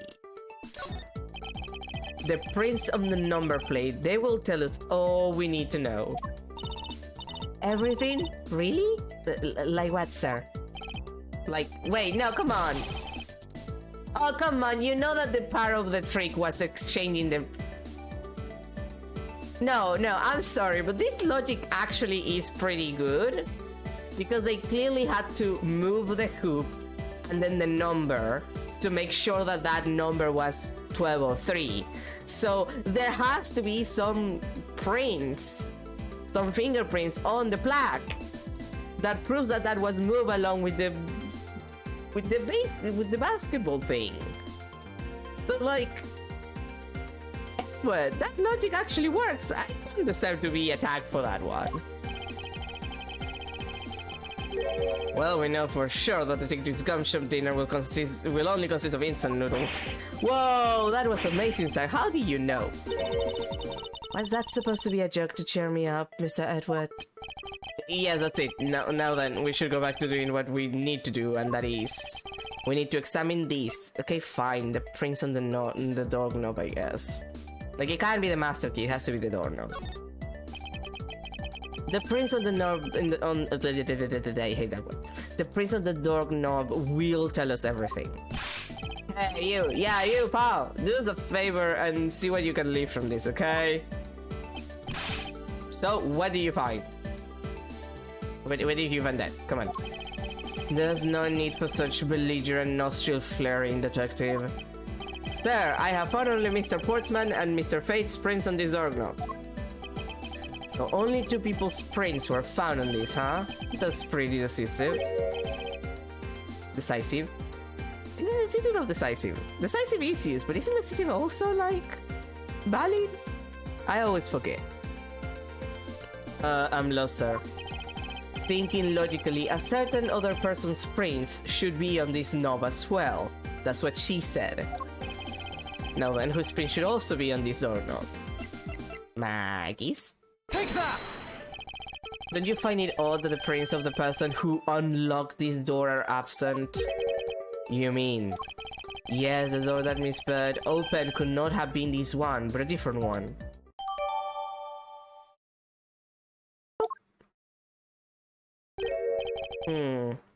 What have we here?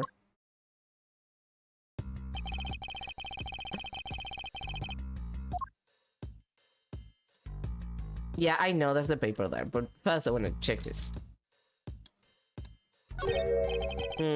What's this? What are you looking at, sir? Oh, hey, how about a game? That's okay, detective. I just found the position of this hoop to be a little off. You're right, sir. I guess it shifted when someone made a seriously sweet slam dunk. The positioning of the hoop is definitely unnatural. I better take note of this.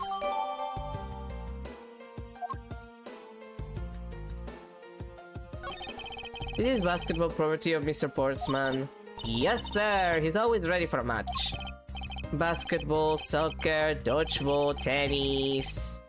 It doesn't matter what sport it is, his game. It's football.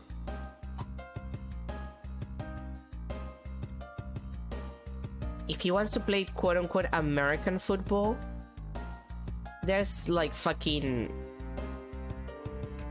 What's the name of the other sport that actually that's based on? Rugby. It's basically just extra violent rugby when you think about it.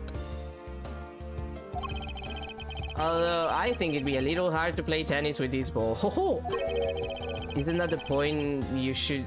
That isn't the point you should be focusing on, detective. You're right, sir. Now I know what I should be focusing on.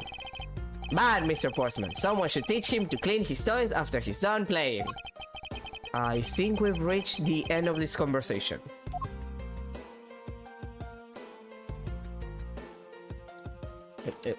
Controller, please, please. There. Ooh, what's this? I mean, ooh, what's this? Looks like a scrap of paper. I'll get it, sir. Let's see. Oh, there's something written on it. I brought the 3 pieces of evidence by, just like we talked about on the phone, but it looks like you're out. Guess I'll catch up to you later, buddy. It looks like a note from the victim. Yeah, and it's for Mr. Portsman. Suspicious. Okay, is it the same? Huh? Yeah, okay, this is the same. And there doesn't seem to be anything else.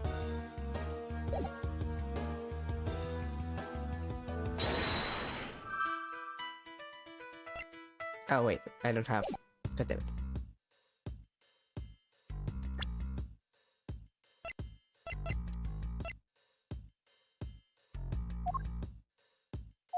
Okay.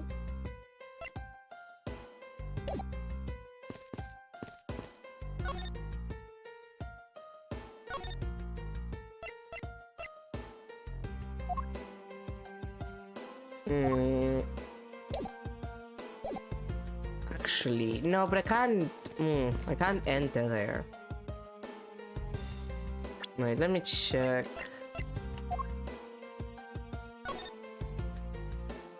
Okay, and I can't check it for anything. Okay, there's nothing on the key that I can see. That's fine. The file we saw, it can be checked.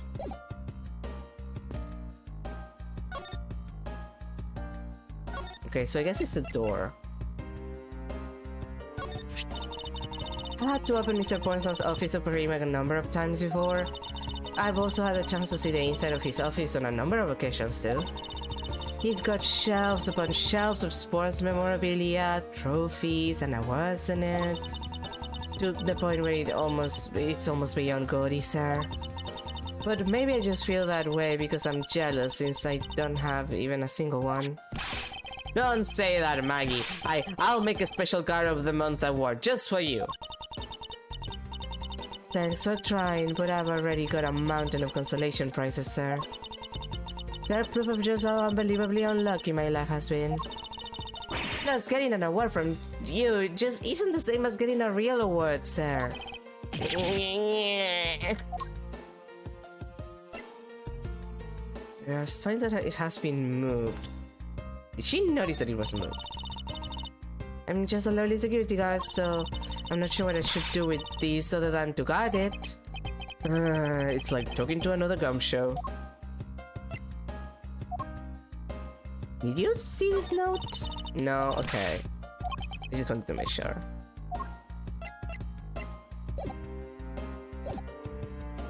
I guess the only thing that I can do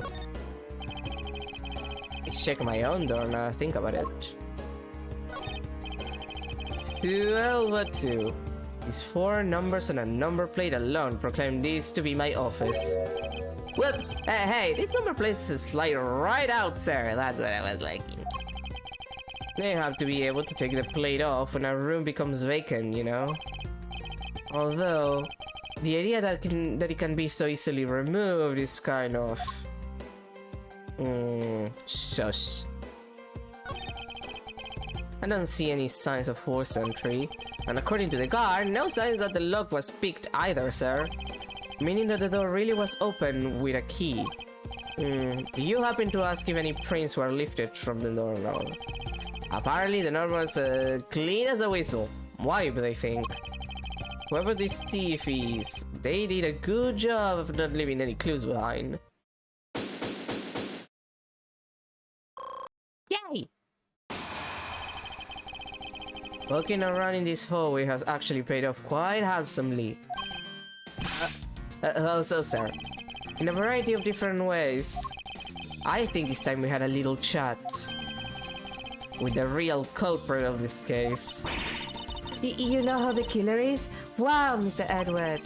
As long as my logic is sound, then yes. The mastermind behind this murder is none other than Mr. Portsman.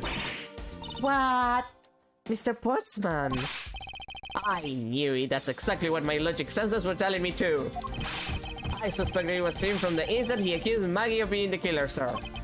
That is anything but logical. Lady and gentlemen, prepare yourself. Come what may, it's time to knock on Truth's door. And the twit is door. The twit door. The door of the twit. March 14, 5:12 AM, High Prosecutor's Office, room 1202. That was 30 minutes. It took us 30 minutes to find all of that stuff. Well, more like, yeah, no, like 30 minutes because we left at 4:40 something, wasn't it? Mr. Portsman, I finished processing the bloody letter, sir. Alright, let me take a gander at it. Pass it here. Okay, looking good. You there, take good care of this.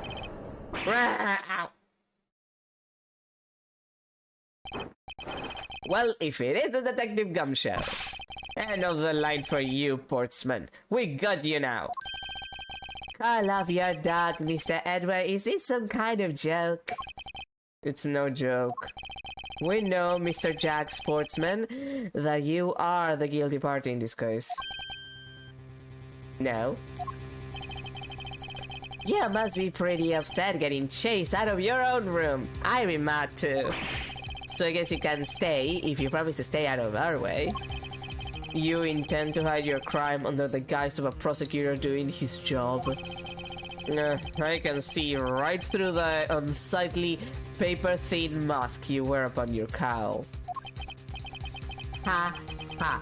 Who'd have ever thought it would come to this? Actually, come to think of it, your mentor was Manfred von Karma, right? Is every single one of you fuckers gonna bring out that old man to me? The legendary prosecutor who never lost a single case for 40 long years, until that spiky hedgehog man fucked him up. It was funny. Also, there was a parrot involved. But there was always this incessant chatter about forged evidence with that guy. I'm aware. really teaches me that I've got to stay on the lookout for false accusations, you know? Are you done trying to play mind games with me? Because they won't work. Only Phoenix can do that, and he's not here.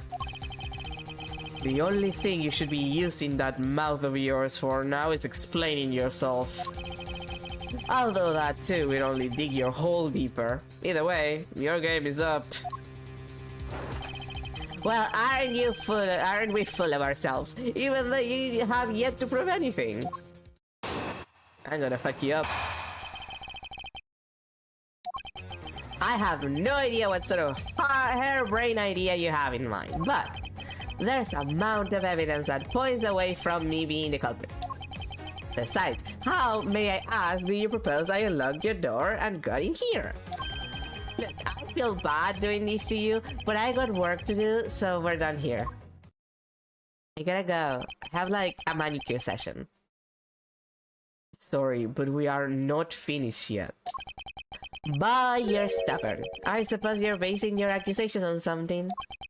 I'll show you what I'm basing my accusation on. With evidence.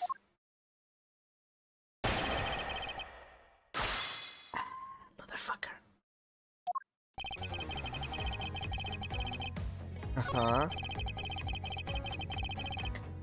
I'll press him first. Hold it! Oh, and what, pray tell, kind of evidence are we talking about here? Jim was my partner, so you can't say I had a motive for killing him. And, that's it. There's not even an anthill, let alone a mountain. But it's more than enough, wouldn't you agree? Might I recommend that you review what the word evidence means? It doesn't change the fact that the evidence doesn't point to me as the killer.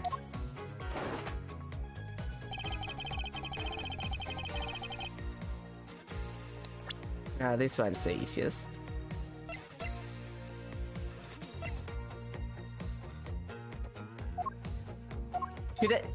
I guess the question is... No, because I think it's a master key. Like, I was wondering if I should point at Maggie because she's the one who opened the door, or if I should do the master key because we know that she used it.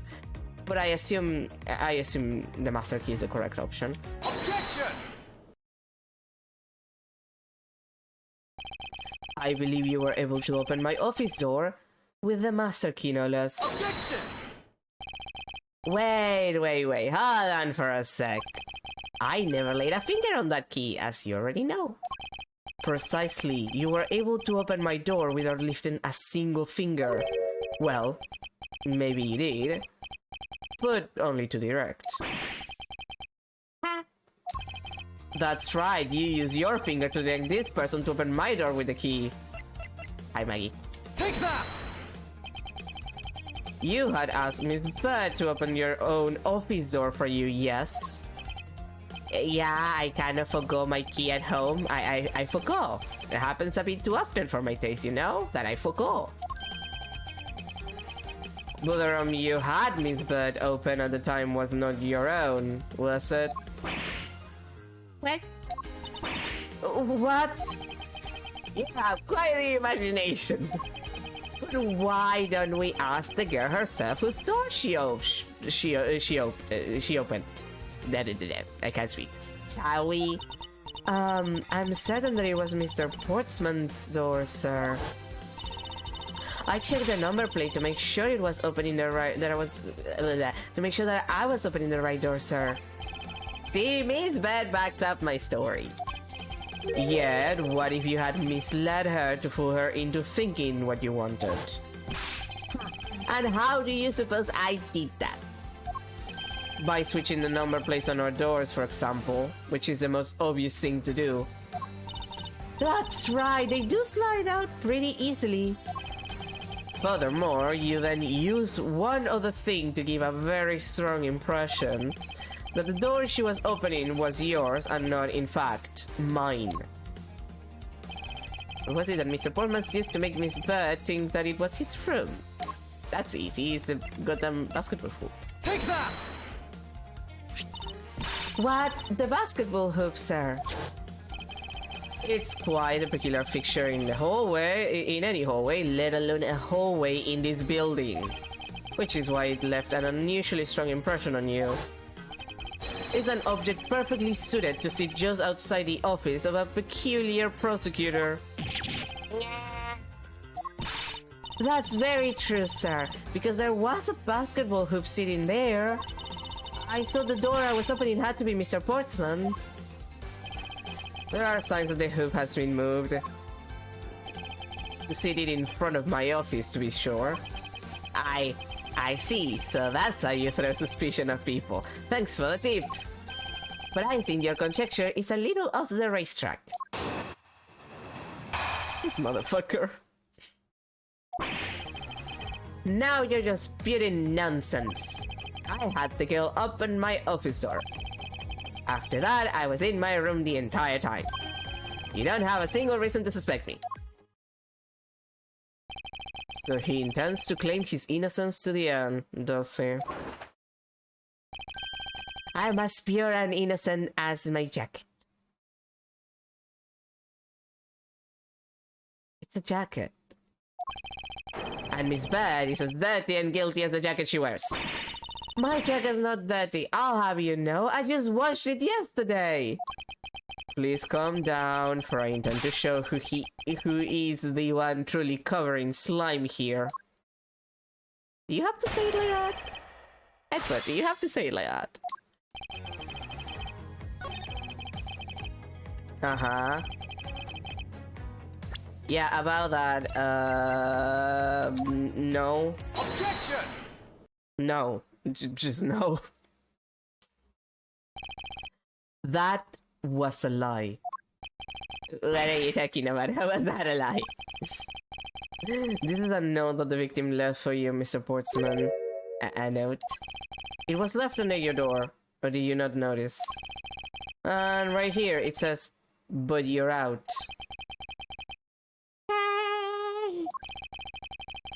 You were not in your room when the victim came to call on you.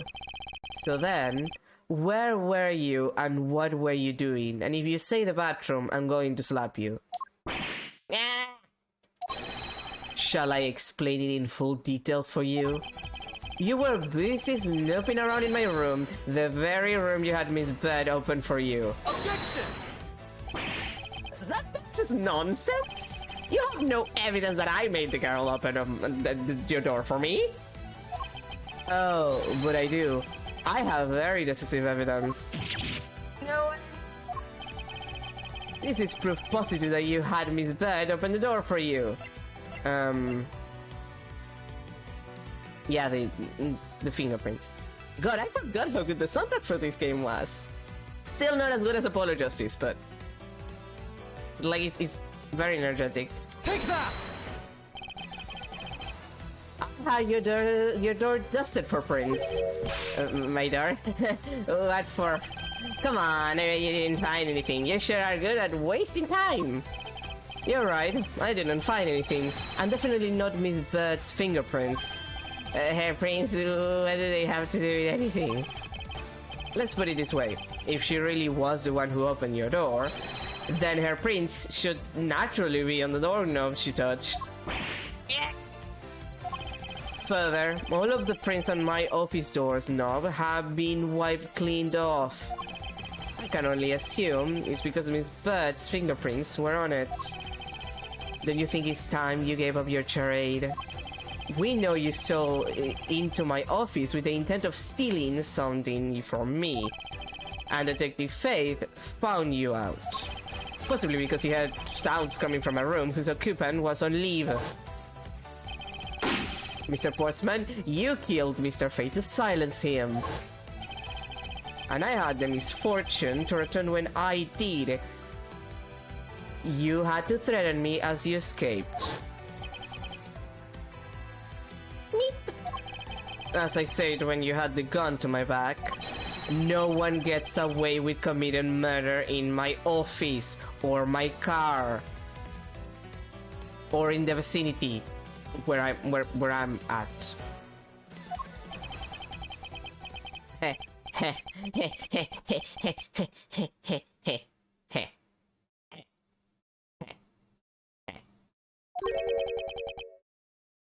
But...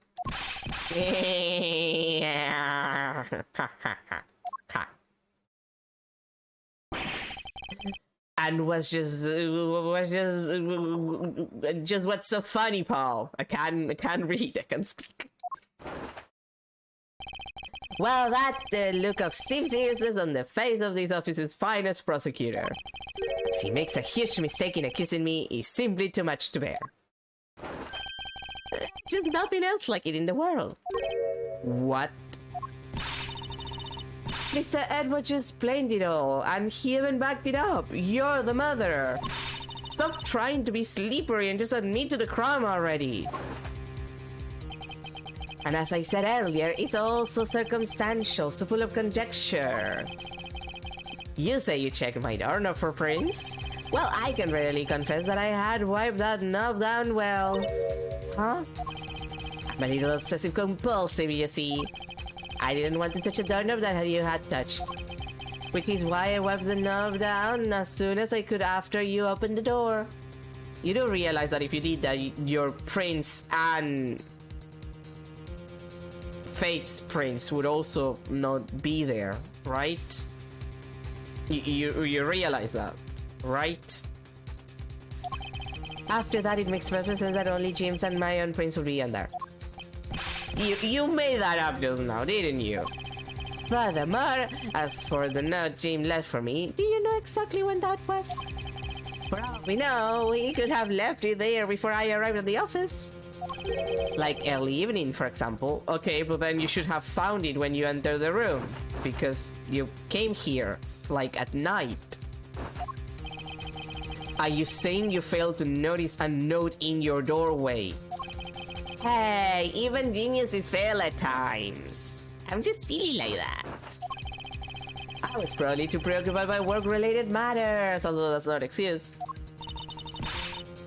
No, that's just a flat-out lie. There's no way you didn't notice a note that size. Or step on it, for the matter. Like, if you didn't notice it, you didn't step on it, come on.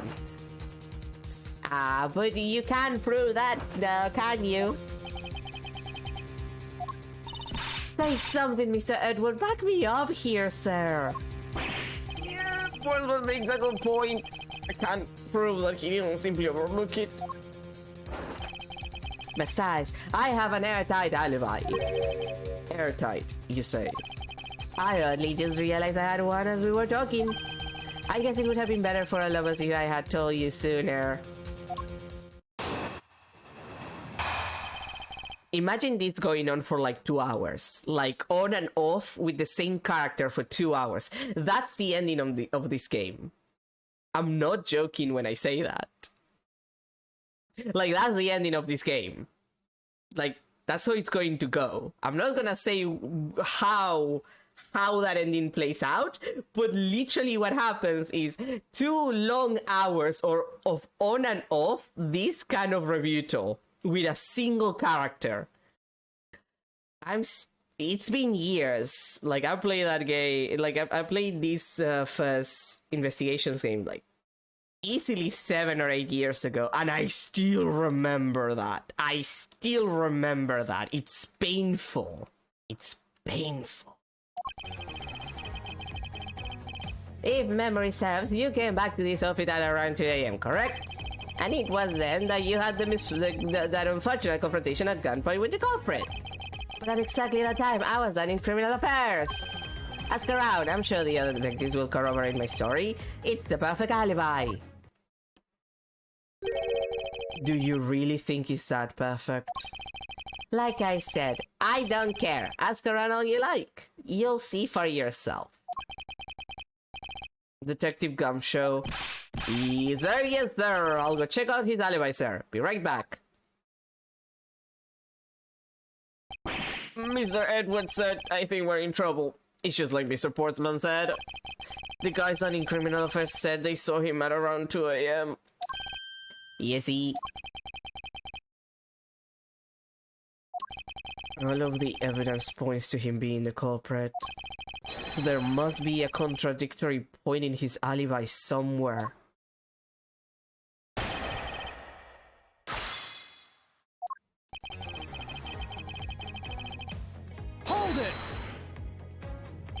You are correct, it was around 2 a.m.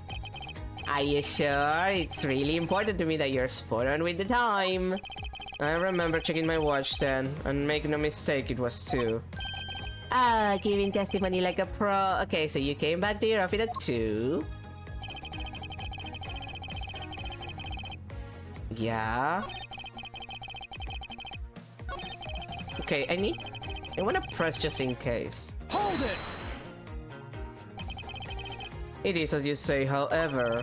Yes, however, you're the only one who claims to have bumped into the culprit. So tell me, did you see the person's face? Was it me who you saw? It was pitch black, so I couldn't actually see. Objection! Oh, come on now. I'm sure you saw something. Try a little harder, why don't you? I'm beginning to feel like I'm the one being interrogated here. Ah, well, it doesn't matter if you remember or not. It only matters that you ran into the culprit.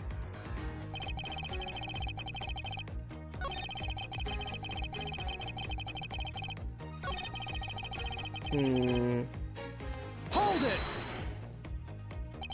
So you paid the criminal affairs department a visit. Yup, right after I left the prosecutor's building, I headed straight for the precinct. Okay. Hold it! Well, we did go and ask around to confirm your testimony. And it was just as I said, right? Yes, sir. A number of detectives said that they saw you at around that time.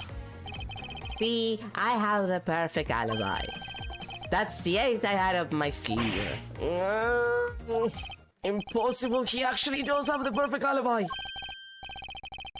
What's wrong? Why the sudden silly look of your face? Can you say anything bad, Mr. Edgeworth? I think we've reached the end of the line, and it's time to get off this crazy train. I'm kind of the rails on a crazy train. Wait, was that how that song went? I never remember. It's a good Ozzy Osbourne song, but I never remember it. You there!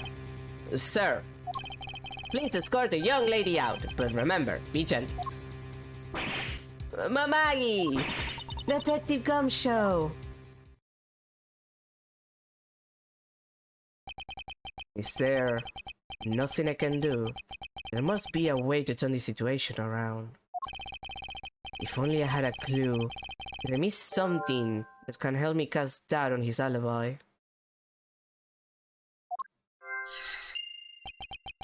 I need to calmly think this through one more time. And with logic!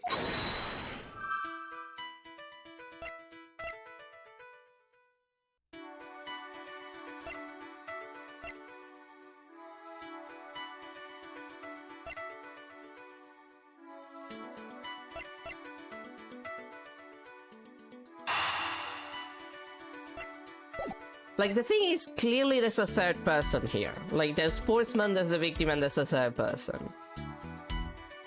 That's why the files were arranged twice. Because Postman came and did whatever he did, killed the victim, then another person came and messed around, or, you know, the other way around. That's why there's also a different handgun.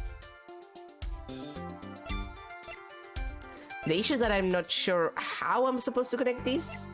Like, they make sense to me, it's just not sure what to connect first. I'll try the gun first. See if that... Okay, that's the one that works.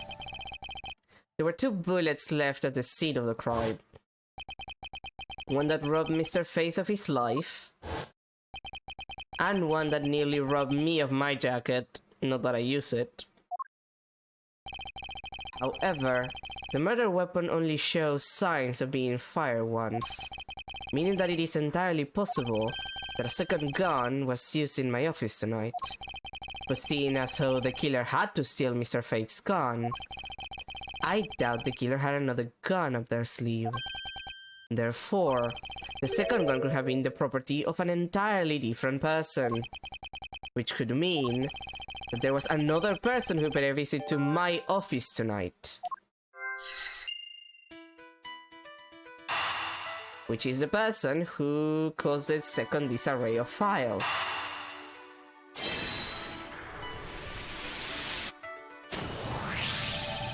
Supposing there was yet another visitor tonight because my office is so fucking popular, that would also resolve the issue of why my shelves were appended twice.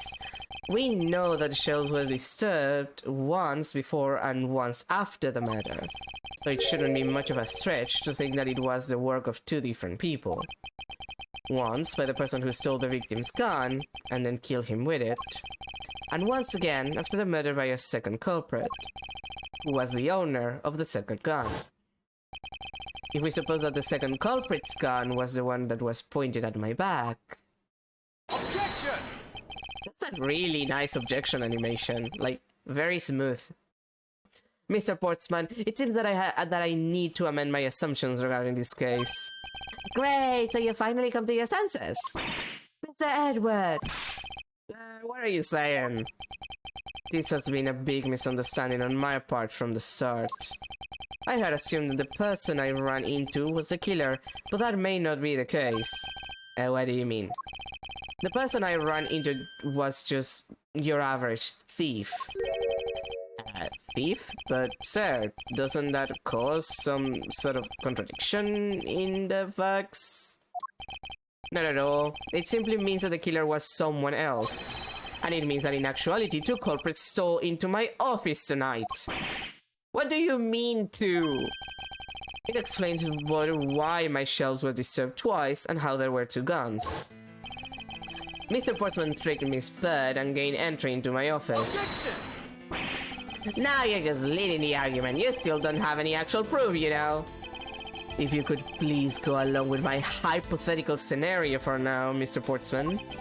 In the end, if you really are innocent, you should have nothing to worry about. Yeah.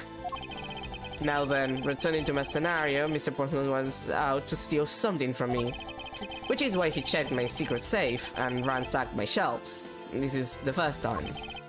So then, this would be when the files were put back in the wrong order, right? Correct, and then, just when he was about to look somewhere else, who should walk in but his own partner, Mr. Faith? But why did Mr. Faith come into your room, sir? He probably had business with Mr. Portsman, which is why he was in the area. But that's when he noticed sounds coming from my office, would be my guess. Ah, because you were supposed to be away, right? And he must have thought it was odd, so he came into the office to check it out. Correct, and as a detective, that was the right thing to do. If it hadn't killed him. But when he came in, he found his own partner standing there. Because it was Mr. Portsman, Mr. Fate probably let his guard down. But Mr. Portsman was not so merciful as to let him live alive. He waited for a chance and stole Mr. Fate's gun from him, and then... he killed him. He silenced Mr. Faith for catching him in the act of stealing. Me.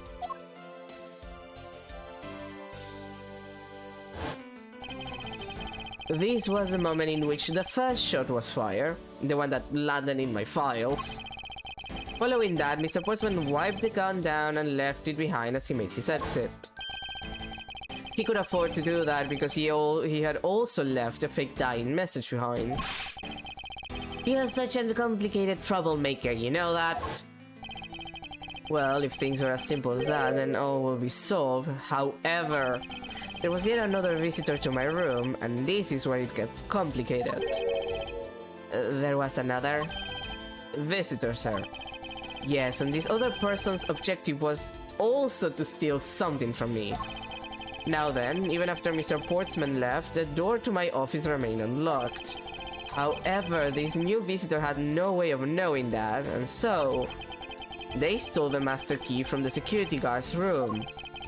Then entered my room and searched through my shelves. This was the second time they were disturbed, and it seems that they found their prize. The stolen zero file, right, sir? Correct. Only just as the thief was about to leave with the file, I appeared.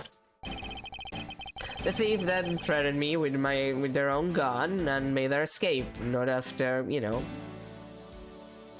almost shooting my jacket. The second bullet was fired during that brief encounter. So the shells getting messed up twice and the 2 bullets. It was all because 2 different people were doing those things at 2 different times. Precisely. So now do you see, Mr. Portsman? The person I met was just a thief and was not in fact Mr. Fate's killer. Your alibi for the time frame in which I ran into the other person is now irrelevant. Because we now know that the murder took place during the first culprit's visit. Objection! Ha ha ha ha ha. What's so funny, Paul? Absolutely splendid. Your scenario explains everything. Of course it does, Mr. Edward, after all. But you know, it still doesn't change the fact that it's all circumstantial. Motherfucker. Supposing if, and that's a big if, your theory is right, it would indeed render my alibi, which has withstood scrutiny, mind you, irrelevant. But there is still one defining point of your argument for which you have no evidence. Your supposition that I was the first visitor. Mr. Edward, you can't let him get away with that, sir. He can't keep getting away with it. But he has a point. I have absolutely no proof at this point. Don't say that, sir. I don't believe this. Don't worry, Maggie. I'll do something if I must. You know something? I find your attitude to be somewhat peculiar, Mr. Edward. If the person you met really was just a plain old thief, then why is that person not your main suspect? That is, if your theory is correct. This motherfucker. He really is the worst. That if you're running, there should be your real suspect, wouldn't you say? We should be out there looking for that thief right now. They might still be nearby. I hate to repeat myself, but as I've already said, I was training in my room. And when Jim came to deliver some evidence to me, I was down at criminal affairs. So I can be expected to know what happened around here after I left. So you think we should be out there looking for the thief? Of course! Now isn't the time to be having these end discussions. Ignore the fact that I'm sweating. I don't think it's all that dead-ended. I find your alibi to be fascinating. Let's continue where we left off, shall we? I know he's lying. I know he was here at the scene of the crime. I just have to find a way to prove it.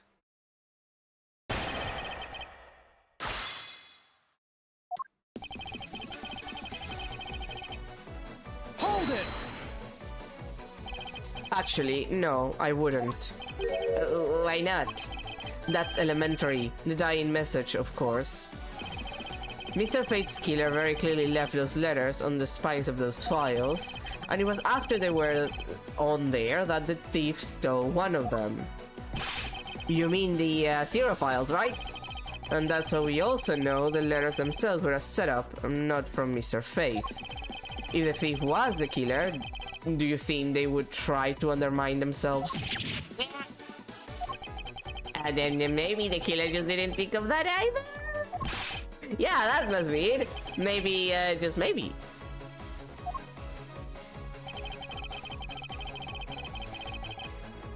Hold it! Once escaped, I highly doubt a thief would linger nearby. Well, you never know. Maybe they didn't get what they were really after. Oh, you talk like you know quite a bit about this thief. Nothing like that. I have no idea about anything after all. I don't know anything. I forgot.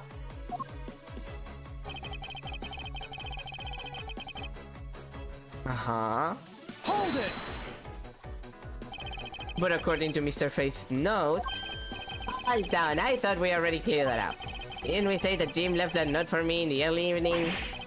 If you have proof that he left it at a different time, say just before he was murdered... I don't have any, no. You see? So I insist again that I was in my office the entire time. Okay.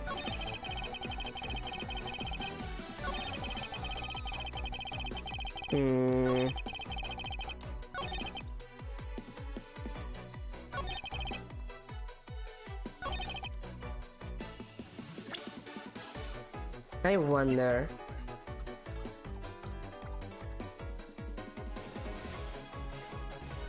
Like, that's the files. Like, I wonder if I can present them here. Because it would make the most sense. Like, he argues that... Like, the argument is like, why would you leave this here? Like, you get what you want and then you put it back on the shelf if that's the case.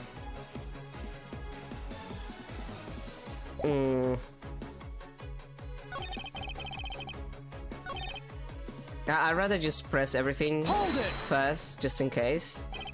Why didn't you go there with Mr. Faith? Ah, that's because he said he was tired and was going to take a quick nap. You know the sofas in the hallway, he likes to sleep on those. It's one of his habits. And what of the evidence you brought? There were things related to yesterday's case, just 2 items, a gun and a pendant. Interesting, this piece of testimony seems too crucial to let it slip through the cracks. Yeah, that's where you screw yourself on. You're an idiot. The note clearly says 3. Objection! You're so stupid. Only 2 pieces? I believe the proper phrase here is, you fail. Excuse me? You fail as a prosecutor, Mr. Portsman, as you intend to keep evidence hidden from me. What are you talking about? I haven't hidden anything from you. Nothing. I haven't hidden anything. Well, here's a piece of... here's a piece I think you should read. Carefully. Ah, it says that Mr. Fate was bringing 3 pieces. Yes, and this is the victim's real dying message to you, Mr. Sportsman. I'm 2 seconds away from saying Sportsman every time that I read his name. I can't believe it to get tripped up by simple arithmetic. Where is the missing piece of evidence? I forgot. You have it, don't you? Only the guilty would make such a face. Detective Gumshoe. You don't have to say it, sir. I'll put the guy down from head to toe. Yeah, don't come any closer, I'm warning you. This is all part of the investigation, pal, so don't even think about stopping me. No, I don't like being touched. Hey, what's this? Oh, what's this? He had this on him, sir. Despite what you said, it would appear that you do have something to hide. Why would he hide something like that? There's only one reason why anyone would hide evidence of this caliber. Because it would be I can't read! God, I need my coffee. We're finishing this case and I'm getting my coffee.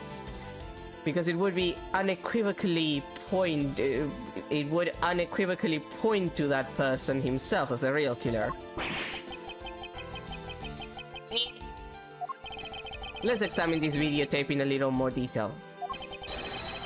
For the section of the tape that will drive the last nail into his coffin. Alright. Good. This is so uncomfortable. It's my issue because this is the only controller I own, but still. The drift is incredible though. Ah, that's blood, isn't it? Yes, and I believe this is what the good prosecutor was trying to hide from us. This blood is still fresh. You mean this might be Detective Fate's blood? No, it's Chris's blood. No, you got it all wrong. No amount of denial can save you. We have but to run a blood test to find the truth. You told us that you had received evidence from the victim earlier. Now you will tell us when and how did the victim's blood find its way onto this video. Yeah, it's totally suspicious. Very sus, as the kid would say. Was it at the moment of his death? Did Detective Fate have this videotape on his personage when you kill him? You know very well there's no way to prove that. Not even if I were to examine this tape for fingerprints? If I had to take a guess, I'd say that the only ones on here will belong to the murderers, you and Mr. Faith.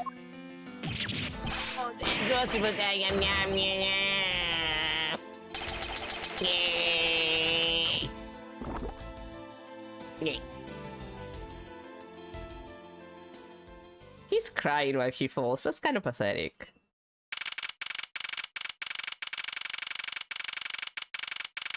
Man, it's gonna take so long to clean that blood.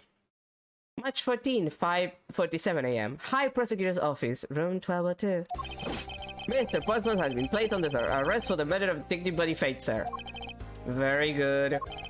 And the results we got back from the lab techs on tape turned out to be real solid, sir. The blood work came back and it was definitely Mr. Fate's blood on there.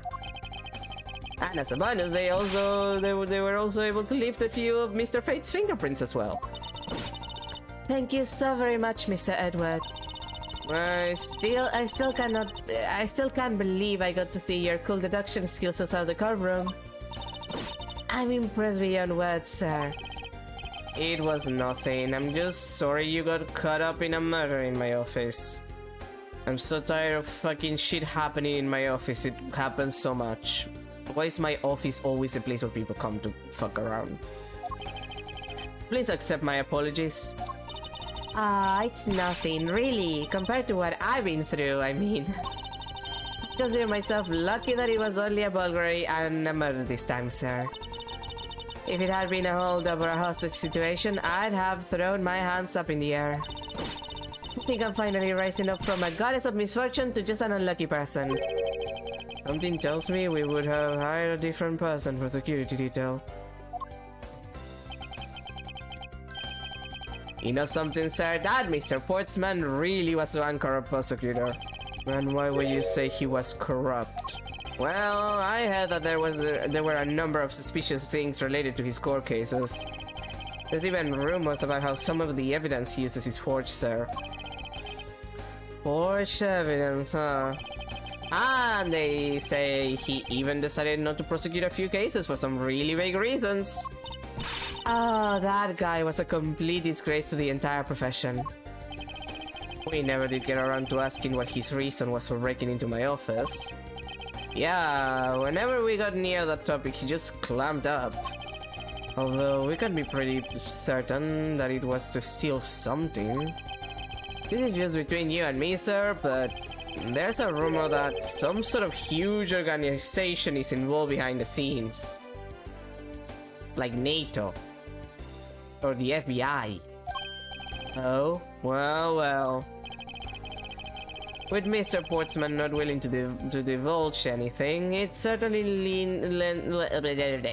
lends credence to that rumor.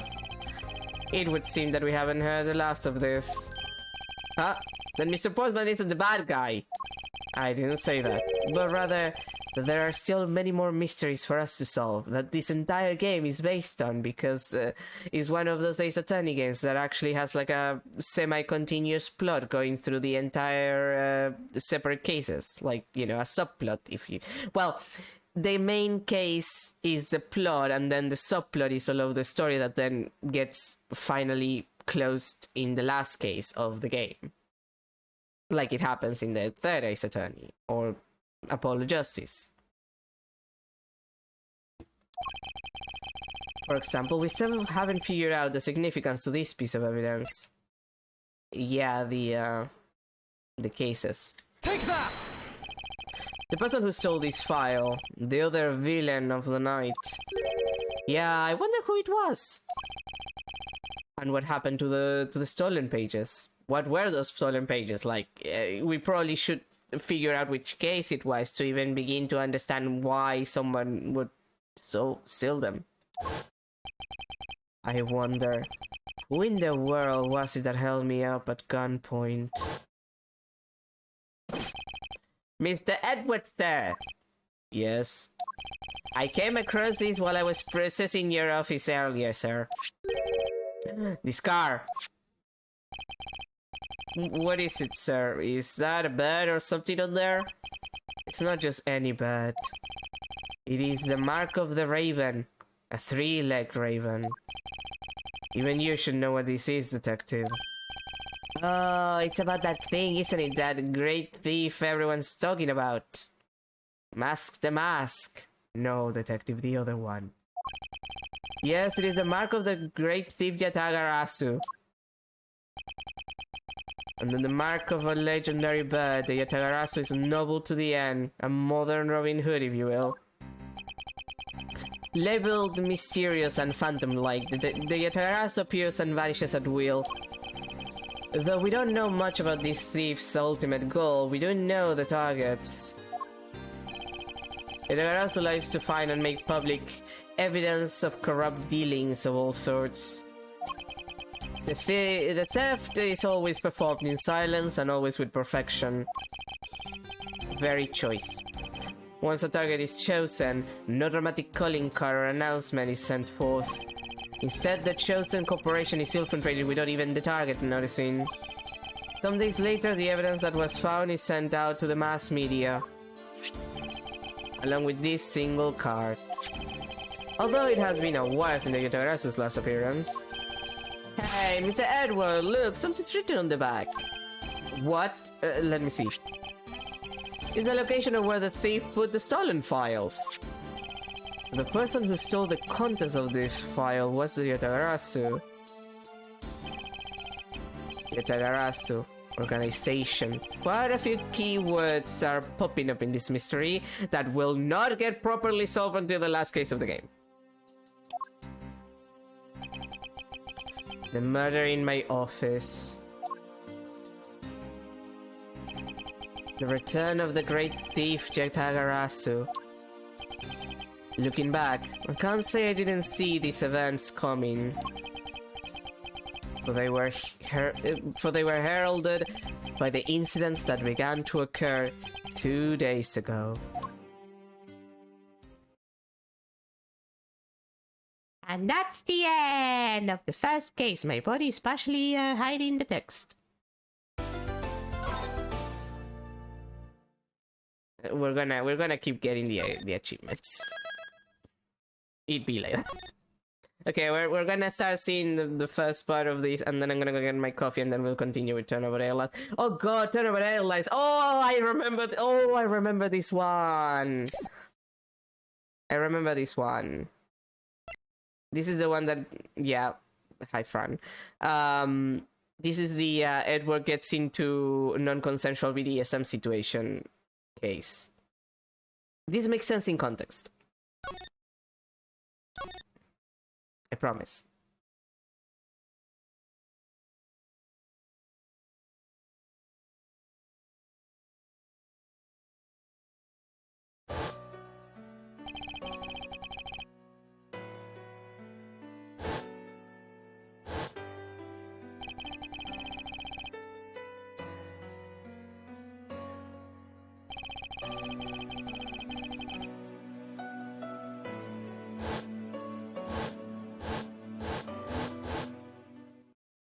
Two days earlier.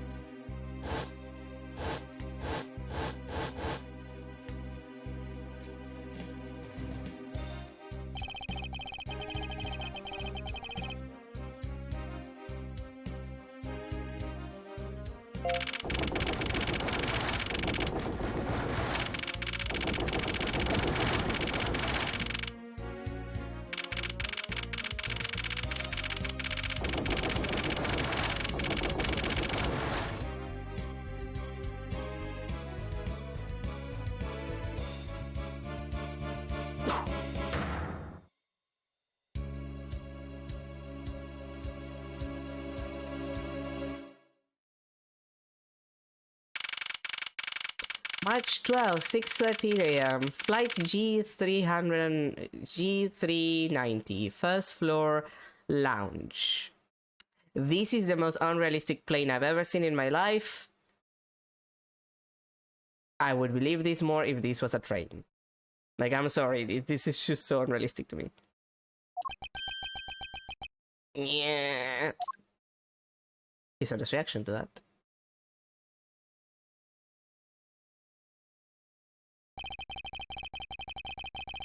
Why do I feel like I just woke up from a horrible nightmare? Well, Edward, it's always a terrible night to have a curse. I mean, actually, I don't know why I was making a reference to that. I had an idea and then I immediately forgot. 6:13. Huh. I guess I was out cold for about 10 minutes. Slight turbulence indeed. Ladies and gentlemen, we are currently experiencing some slight turbulence. For your safety, we ask that you return to your seats and fasten your seatbelts. I suppose turbulence is to be expected on a flight. Yeah, especially one that clearly is not built to be safe. Like, I'm sorry, what do you mean this has like 2 levels with elevator? Like, what kind of fucking plane is this? Not even the ultra rich travel like this. I'm sorry. Though admittedly, I'm less uncomfortable with anything resembling earthquakes.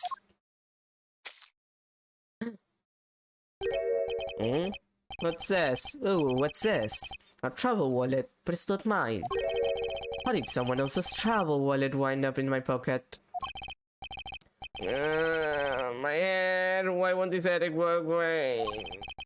I hate my life. I'll take care of this travel wallet later, or hand it off to an attendant. From earthquake like turbulence to an elevator.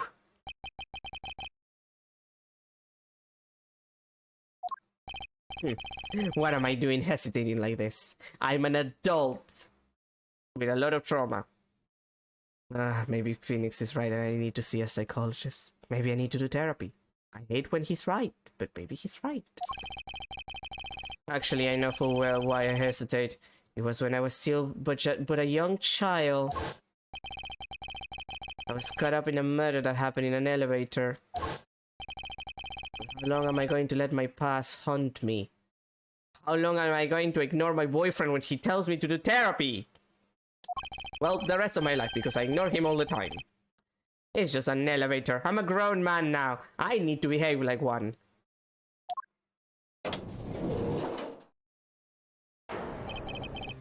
Oh, this was the guy that was handsome. This was the murder victim that was handsome in this game. Well, he's a blonde, so handsome is arguable, but he has like a nice face. What the? What in the world happened? Someone died, Edward.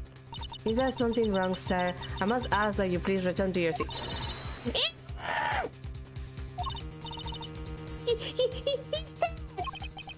Please calm down. We mustn't jump to conclusions without all the facts. What's wrong? Did something happen? You're up there! No! You have it all wrong! It wasn't me!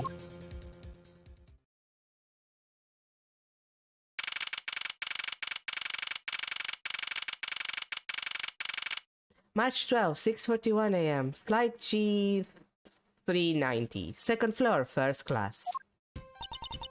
Everyone, I am sorry to interrupt, but I have an important announcement. I am one of your flight attendants today, Rhoda Denario. Unfortunately, we have just had a minor accident on this flight. An accident? The three of us were stupid. I caught a glimpse that it was a murder. What a murder? What's going on with this flight? Everyone, please calm down. There's no reason to panic. This flight will stay on course and make its scheduled landing. We are still currently in the middle of a rough patch of turbulence. So until we are out of this area of turbulence, I ask that you please remain seated. But someone was killed, right? I mean, what about the killer? Let me off! Please, there is no need to feel threatened. We have already apprehended the culprit. I ask that everyone please remain calm, and also that you get me off of this stupid setup. What the heck is he talking about? Why should we remain calm? My name is Miles Edward. I'm a prosecutor, and I assure you I am not the killer. Being a prosecutor doesn't make you incapable of murder, buddy. No, you listen here. I am not the killer. I simply found the body. So you say, however, I am sure that you are the perpetrator of this crime. I swear on my honor as a professional flight attendant. Mom, with all due respect, I respect your profession. But also, the fuck are you talking about? Also, I love that, like, Edward is great. Like, he has his little tea with, like, a French press. Very professional hits. And then it's like the giant book that just says law on top of it. Like, just look at that large-ass book that says law. It's like just the law, all of it, in that one book. I have to respect the man. What can I say? Oh, is that right? I know what I saw. And there's even very strong incriminating evidence to back me up. What kind of incriminating evidence is she talking about? We have already alerted the proper authorities at our destination. Until we land, you will remain in our custody by the powers vested in our captain. I'm very sorry, but please understand our situation. Your situation? I'm more concerned with mine and the direction it's going. I've been bamboozled and currently tied up. I'm not about to just sit idly while I get accused of murder. Miss Tenero, is it? Yes. I was wondering if you might give me a chance. A chance to do what? A chance to plead my case. Duh. And a chance to ask what you meant by incriminating evidence just now. To accuse a passenger of such a grave crime without allowing him to give a proper defense.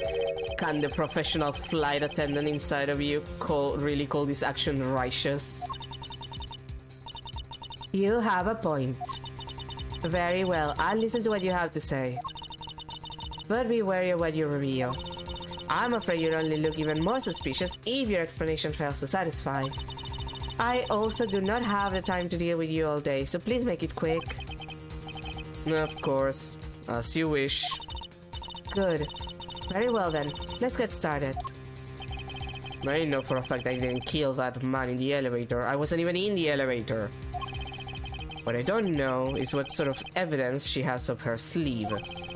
But I'm certain it doesn't fit with how the crime really occurred.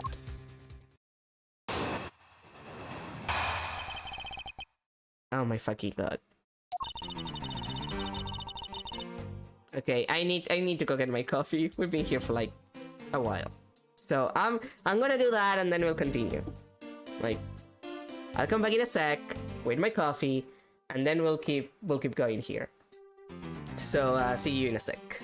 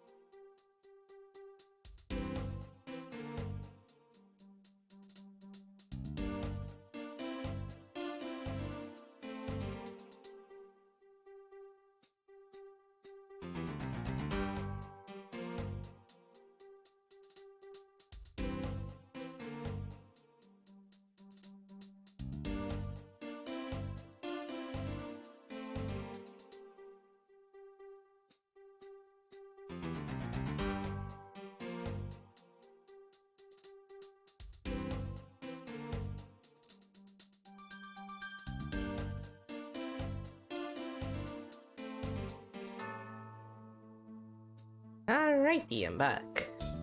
Let me grab my controller. Let me take a sippy of my coffee. Much better. Now I'm emotionally prepared for this shit. I swear to tell the whole truth as a professional flight attendant. Look, I'm not saying that flight attendants don't have a very stressful and serious job, but you're a bit weird about your profession, girlie. Unfortunately for you, Mr. Edward, I am certain you are the killer. The scene I saw in front of the elevator. It was you standing there with fresh blood dripping off of the murder weapon. So if you would please cooperate, we'll turn you over just as soon as we land. That's it? That's her evidence? I don't think you could ask for a more perfect witness testimony. Wouldn't you agree, Mr. Edward? Not really. It's hardly perfect when there's a gaping hole in it. I saw my boyfriend cross-examine a parrot, and that was far more consistent than you. The parrot, I mean. The parrot one was consistent. And my boyfriend, from the record. The parrot one was more consistent than him.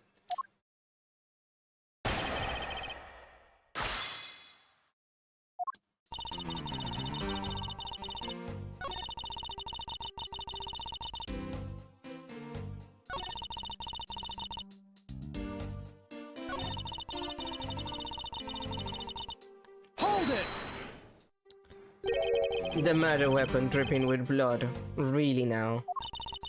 I swear that was the grisly scene I saw before me. Thank goodness it wasn't a passenger who saw, or there'd be widespread panic by now.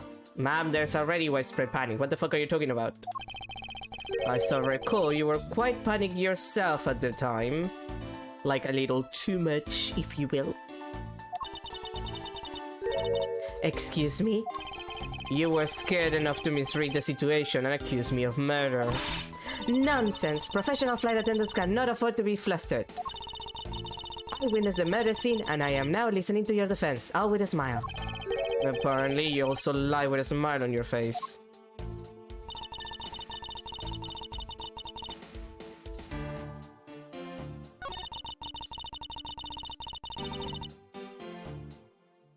What do I have on my...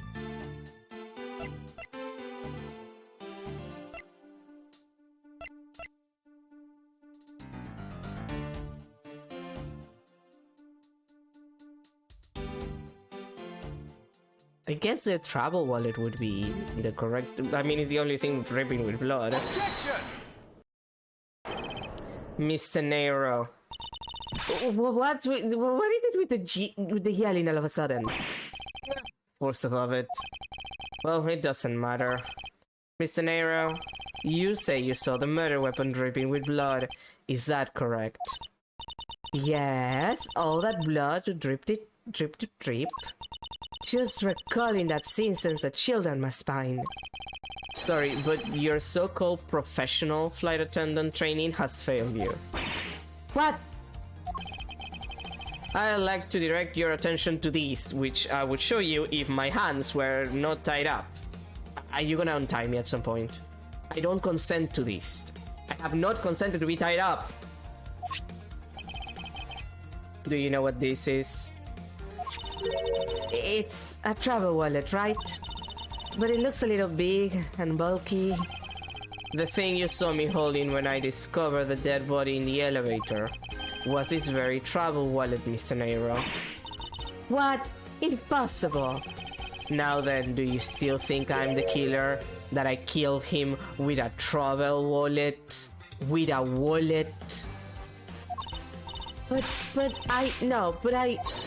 I saw blood dripping from the wallet. I know I did. As you can see, this wallet is clearly stained. But if you would be so kind as to take a whiff, I think you'd agree it's only grape juice. And by that I mean wine. It's wine. Come on. I know Ace Attorney also is... I don't know, I think it's 13 up, but come on. 13-year-olds know what wine is. Ah, then... That's right, you mistook grape juice, I mean wine, for blood. The murder weapon dripping with blood does not in fact exist. No! There, that should clear up that pesky accusation. Wait just a sec. That is... I mean, even a wallet could be deadly if it was wrapped around something heavy. Ma'am, for the love of God. Stop it now. This has gone long enough. You need to go. You need to stop. You need to stop. I demand that you show me what's inside, please. She's trembling and the tacton please at the end. Sounds like I've got her. There's no need to look inside. Even you can tell from its appearance that it's light. No, I can't be sure of anything until I see the contents of that wallet for myself.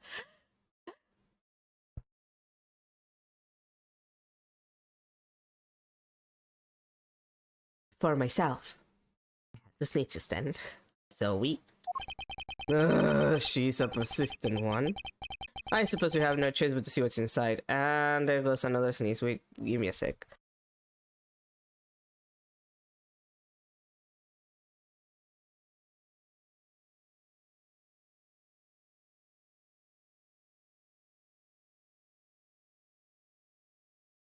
It's nice that I can just mute my mic really fast when that happens. Mr. Nairo, if you would be so kind as to open the wallet and check its contents for me, since I am still tied up and you refuse to untie me. Alright, I usually don't pry into passengers' belongings, but we have no choice here. Alright, I need to, Right, I need to... Okay. God, the fact that this does this, and I have to make sure that it's not... Ugh. Grape juice stains the outer cover. True, it was I who dropped it in the juice, however I didn't do it out of ill intentions. Okay, Okay, the fact that I have to very carefully control this because it moves by itself is a pain in the ass! I wish I had another controller. I'll see if I can modify the setup a little bit so it's a little less painful on the constant movement. Then again, this is like playing in an actual Switch when you think about it. Oh, come on, I had it right there. Please stop. Okay, can I get at it from here? No, okay. I should be able from here, don't I? Are you kidding me? I can't open it from there. Oh, no, it's right there. No, there. Oh, there it is. Oh, this is gonna be a pain in the ass for me later. It seems that this passport is all that's in there. Republico Borghini. That name is gonna haunt me later. It seems that this password is all that's in there. As you saw, there is nothing but a passport inside. This renders your wallet was the murder weapon argument moot. Wouldn't you agree? Please hear me out, Mr. Edward. What is it now? Well, I was wondering, whose passport is it exactly? Well, it's not mine, but... Can I take a look? Why not? I'm rather curious myself. This is IP, surname Hicks, given names Acby.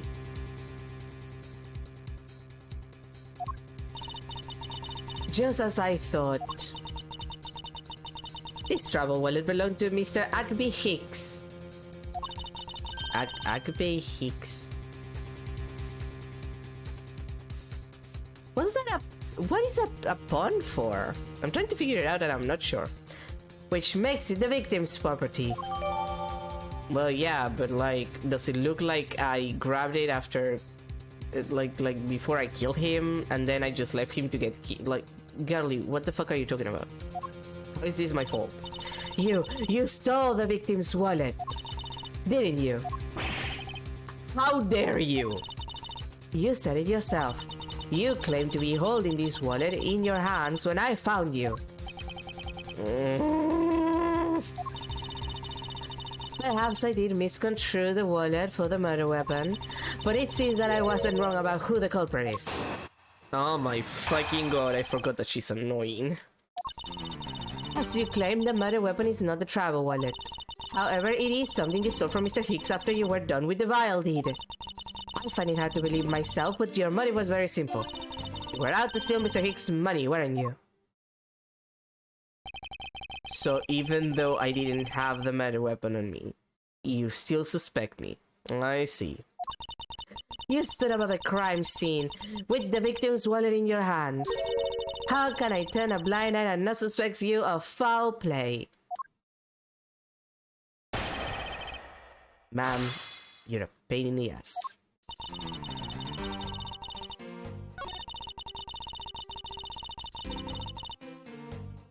Hold it! You think I stole it? Yes, I'm very sorry to say it, and I wouldn't be so rude, but it must be said. I never thought I'd see the day, but here I am calling a passenger a thief. My honest reaction to that? Maybe I should put on a serious face and say it more directly. I believe you removed the wallet from the victim's personage. It really doesn't matter how you phrase it. What I'd like to know is why you think I stole Mr. Hicks' wallet.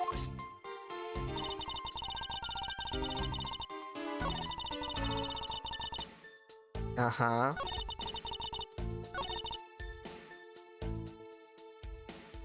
Okay, but, Hold it! oh wait, God damn it, wrong button! I was supposed to press right.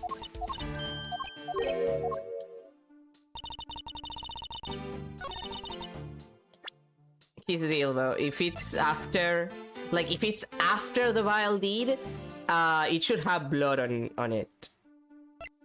Like, it only has the wine, so... Well, actually, it's probably about the money. Like, it makes more sense that it is because of that. Though again, it should have blood if, you know, it was after the murder. Like, I would have assumed that there would be some blood. Objection! I wonder if I may get a word in, Mr. Nero. What is it now? Mr. Nero, I wonder if you noticed the contradiction within your own testimony. What are you talking about? Simply put, as you saw with your own eyes, the only thing inside Mr. Hicks' wallet was his passport. Ah. If I really was after his money, quote-unquote, then what would I steal a penniless travel wallet? Ah, but that's right, you, Mr. Edward. You didn't know it was empty when you stole it. You would like to think that, but that's not possible. What do you mean it's not possible? There is no way the killer didn't know that the wallet was empty to begin with. Oh, and what makes you so sure? How can I show her that the killer knew the wallet to be empty from the get-go? Ah, because he's surrounded by money. Take that! If you would recall the crime scene, I admit that the wallet was probably not empty at the time of the murder. That's pretty evident by the bills and cards strewn around the inside of the elevator. Oh no. I think you've come to realize the problem with your logic. Actually, I realized the problem with my logic too. That guy does not have visible blood on him. Was he poisoned? I don't remember how he was killed. I'm going to assume he was poisoned because there was no blood. In which case, it makes sense that the wallet wouldn't have any blood on it. I guess I was just confused because she's the one who insisted that it was dripping blood. I would surmise that the victim's wallet fell out during the struggle, and that's when its contents emptied onto the floor of the elevator. I doubt the killer could have missed such an occurrence. Then you're saying, yes, according to your supposition, if I were the killer, I would have been going after a wallet I knew to be empty. And since I clearly was not attempting to gather the scattered money, it renders your argument of theft completely invalid. I... Forgive me, please. No. Hey, what the heck? Are you saying the attendance is wrong? That guy isn't the killer. Ha! Don't believe it, everyone. It's a trick. Will you please quiet and also untie me? What part of I did not consent to be tied did you not understand? Mr. Nero, fucking untie me. Yes? You lost your cool when you saw the dead body. Plus, the lounge was dark, and looking into the light from the elevator, it's easy to see how you mistook the wallet in my hand for the murder weapon. I take no offense that you thought that I was the killer. I take offense to the fact that you tied me up. Mr. Edward, thank you for releasing me after I asked like 3 fucking times.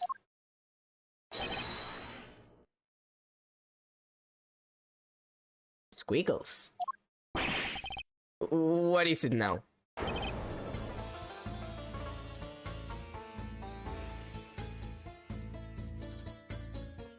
I do not understand what you're saying. Mr. Nero, if you could please translate, I'd be much obliged. It sounds like Burginian, but I don't understand any of it. There's another attendant on this flight who... I said that he's giving the runabout. I don't require an interpreter, I speak English just well, see? You, the attendant.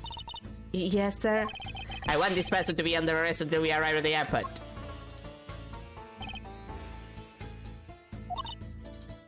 No. I'm sorry, sir, but what exactly are you hoping for? What is it you want? I am finished talking to the likes of you. Please, I would like to hear why you would like me to be held under arrest until we land. You! How dare you try to waste my time? You were the one who stuck your nose into my affairs. I wanted to spend even at least 1 more second with my precious art. I have no time for other things. I know what you are. I see through you. Insolvent. Yes, I am pretty sure that's how you say it in English. Well, I should hope I'm not monetarily bankrupt, but I don't think that's what you meant. I'm sorry, but I don't think I caught your name. I'm Sing LeBlanc II. I am a very wealthy man in the Virginia. I am not an ordinary rich man. I am an art dealer, a rich seller of beauty. Mr. LeBlanc, what do you mean just now? Pardon? When you said that Mr. Edward was giving me the runabout? I have to explain. Unbelievable. I will say it once and only once. I don't have even a second to waste. Time is money, as I say. Yes, and yet you continue to blather on. I saw it. Yes, I did. I saw the victim go onto the elevator. Okay. Did you see me enter the elevator? Like, do you see me in the elevator with the victim? That proves that I, Miles Edward, got a chance to kill them inside the elevator. Did you see that? Going down to the lounge. The lounge. It was exactly at 6 o'clock.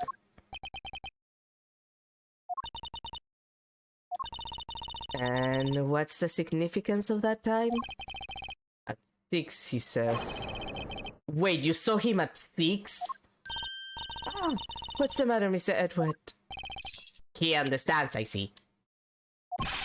Miss Attendant, what time did you discover the body? Well, it was a little after that patch of turbulence, so I would say around 6:15. Ah! Hicks was his name, was it? Then I say that man Hicks was killed in the 15-minute time span. And the only person in the lounge at that time was this prosecutor, yes. Yeah, I was in my seat the whole time. Me too, I was watching the movie and enjoying the fine glass of wine. I mean grape juice, I mean wine. I was still eating, I still haven't finished, see? That's like a fat little German boy. I mean, a redhead German boy, but you know what I mean. Like, that's literally just a German boy, a little German boy. The other passengers have an alibi, so you have no problem with them, I suppose. No compliant, I see. Not a single word against it, right? I have no way of discounting what you have put forth at this point, but it wasn't me. Oh, so you say, but do you have what you say, the evidence? Mr. Edward, are you really the culprit after all? Mr. LeBlanc, I suppose you're quite certain in what you saw, enough to give testimony? Of course, I was looking at that man the whole time. He was playing with that annoying little small machine the whole time. Machine? Yes, that's what you people call it in English, yes. He was making me crazy with the click click click. From that description, it sounds like some sort of small computer. I believe what Mr. LeBlanc is talking about is a cell phone. I have to say that I did see him playing with it quite a bit myself. A simple cell phone? A laptop or organizing I can see, but that's kind of low budget. I hate that nosy little machine in his hand. They're a fragment of beauty. All it produces is ugly sounds. Well, that's because he needs to change the sound font from the phone. Or just mute it. You don't have to have like a keyboard that plays like noise when you tap on it. Like, I'm sorry, not everybody likes that. Anyway, I know what I saw. Mr. Nero. Yes? I was wondering if I might be granted permission to examine the crime scene. What? You want to examine the crime scene? If you would grant me a little measure of time, I'm sure I can produce the real culprit. I know that I don't have my usual tools with me, but you know, I have the logic, and the logic is good. I do not like the sound of that. Fox in the duct pen. Yes, I think that is how you say it in English. It's fox guarding the hen house, and I believe my innocence was proven earlier. And if I'm given a chance, I can clear up all the remaining doubts. Mr. Nero, if you wait until we arrive, there is a good chance that some evidence will have been destroyed by then. I understand. Let me see what the captain has to say. This should not be approved. Please, Mr. LeBlanc, in an emergency, all decisions are to be made by the captain alone. Now please wait here while I go ask the captain what to do. I'll be right back. You are not planning to erase evidence when you are doing your investigation, yes? Of course not. That's the kind of thing Von Karma would do. We will see. Mr. Edward, you have the captain's permission to investigate the crime scene. What? Unbelievable. I am in your debt, Mr. Nero. However, there is one condition. I am to supervise you. Can you agree to that? Of course, I see no problem with that stipulation. It's only natural as I am still a suspect in this case. I take full responsibility and will watch Mr. Edward's every move. I hope this is reassurance enough that there will be no foul play. Now then, Mr. Edward, shall we proceed? If you should need my help with anything, please feel free to use X to talk. It's time to head to the scene of the crime, the first floor lounge. Lounge!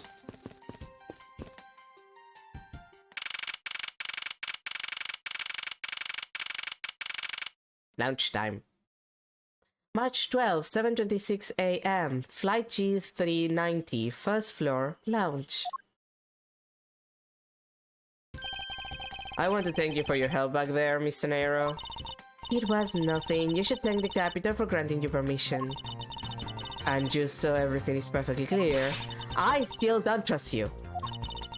Your standing with me hasn't changed one iota. I see. I will bear that in mind. I received an order from the Captain earlier. He wanted you to know that we reserve the right to stop your investigation if we feel you are not making progress. And when we do, he asks that you please return to your seat at that time. So my time runs out at his and his crew's discretions, does it? The cruise.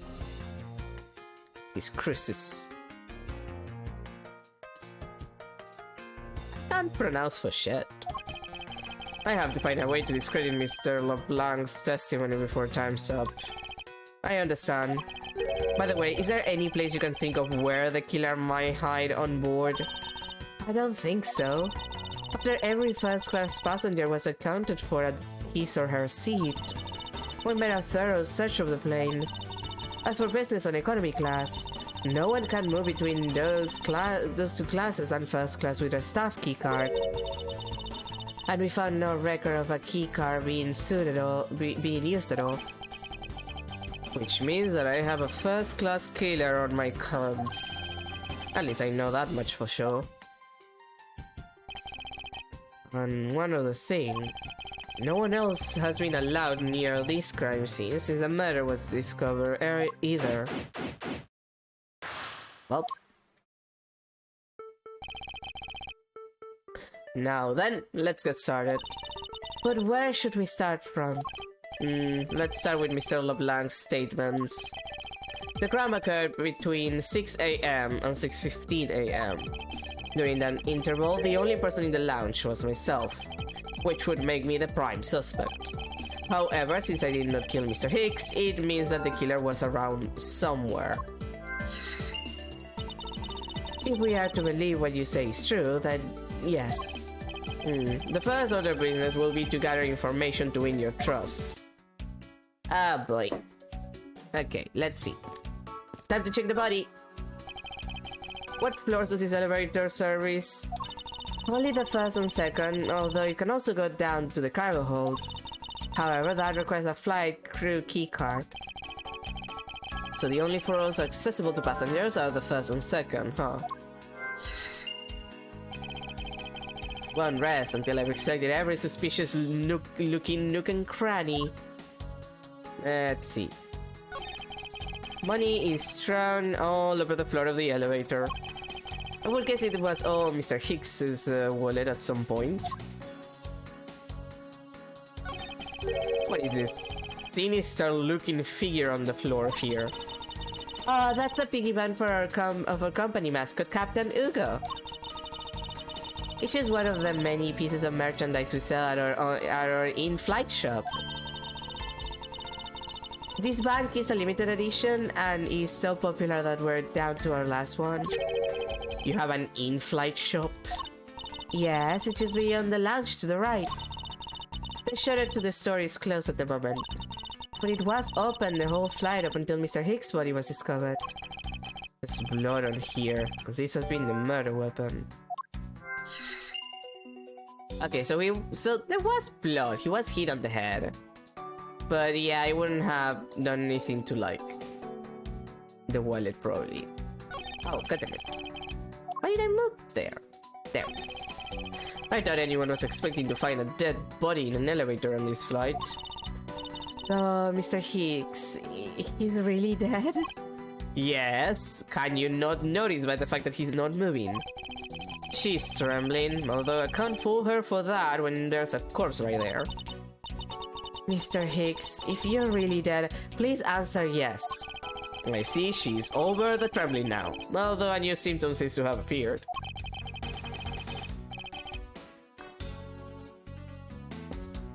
Sorry, I had to drink my coffee.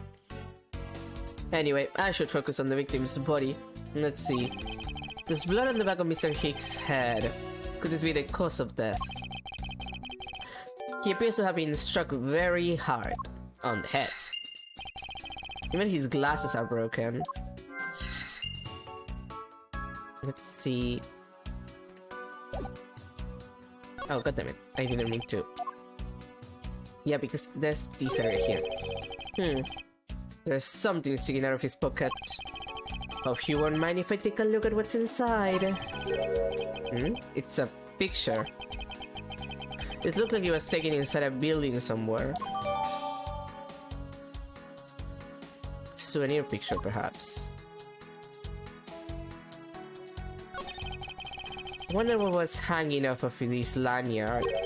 Something's missing from this picture. Now, if I could just put my finger on it. Yeah, like the phone. Okay, is there anything else that I haven't? No, it doesn't seem like it. Okay.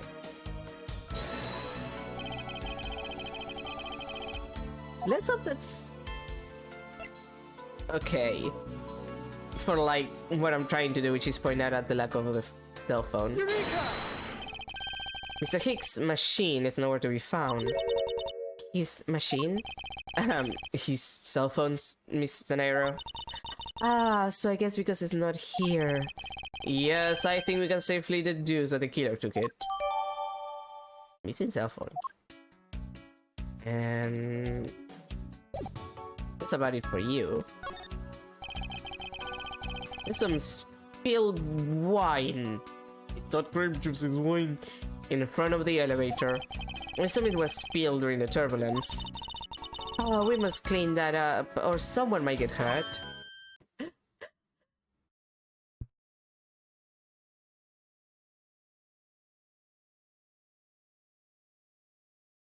Sorry, I had another bout of, like, sneezing. Aha! What is it, Mr. Edward? I was sneezing. I mean, I found some very important evidence.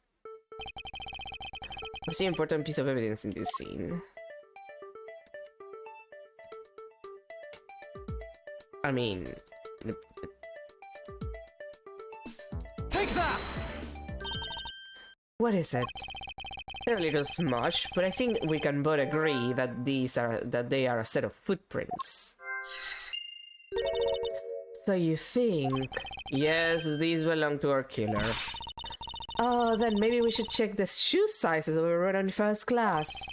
I don't think that will be of any help to us. Unfortunately, the prints are too smudged, which will make it hard to get a definitive match. Oh, I see. But you know, we have them. The in-flight shop is just beyond these shutters. But we don't have permission to open them, so I'm afraid I must leave them closed. There must be some clues to be found here in this lounge.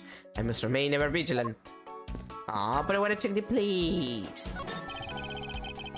Glasses and candles thrown into disarray by the turbulence. It's been a while since I've seen this big of a mess. It's terribly embarrassing, but I thought it was an earthquake for a second. And I frantically started searching for gas valves to shut off. I guess the shaking of the plane was bad enough to be mistaken for a real earthquake. Not that I would know, since I was unconscious for most of it. Okay, that we checked. This is where we... Oh, goddammit.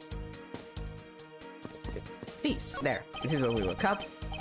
This topple-over chair. Near another victim of the turbulence. Ah, no! Look at all that grape juice stain in the back. May not look it, but this chair was extremely valuable. It was? Yes, it was used when the Rocker Pals came to tour this plane. Rocker Pals leader sat in this very chair. I'm sorry, but what are these Rocker Pals? I can't believe you never heard of them. They're all the rage. The Rocker Pals are an extremely popular international band. They added the Pals part as they became more popular, especially among teens. Ah, that explains it. I'm not really one for the music of today. The youth. I do not understand them. Maybe I should ask Detective Dumbshaw about them later. On second thought, I can already see how confusing the conversation would get. These counter windows offer a glimpse of the sky, but these clouds, they tell me nothing. Mr. Edward, you look like you're talking to the clouds. Is that so? Then tell me, what do you suppose I said to them? I don't know, but it looked like a rather one-sided conversation. The clouds, they tell me nothing. What or who is this? This is a bronze statue of the founder of Goyu, Ireland, Mr. Ugo Hughes. So Ugo is what you say. Huge.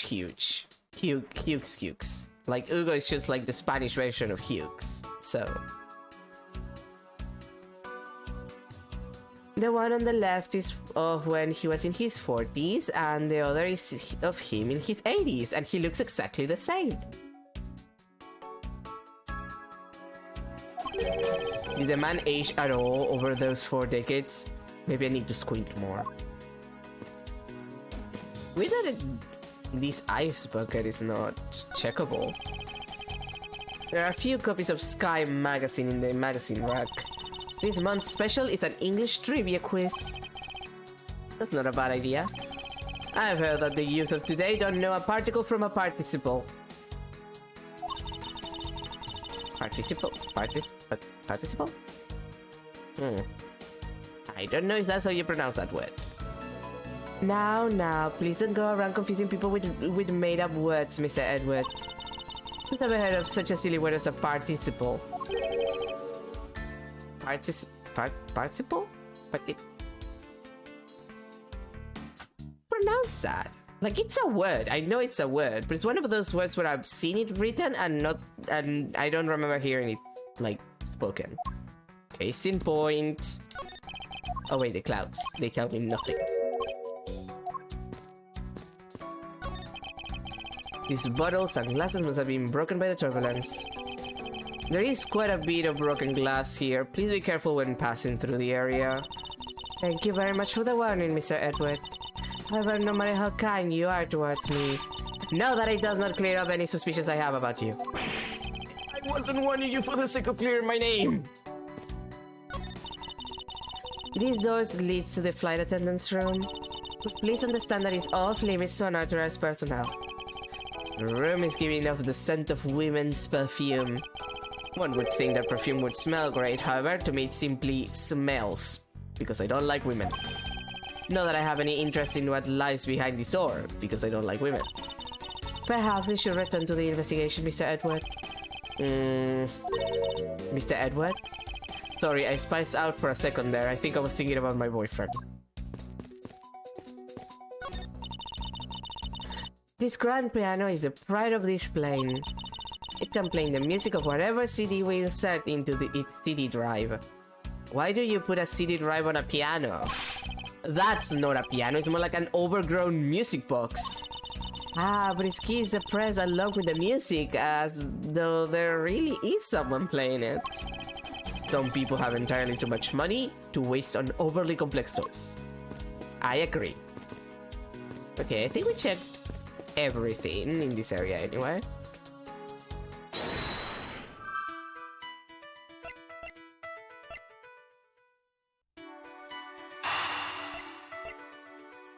I think we're gonna start.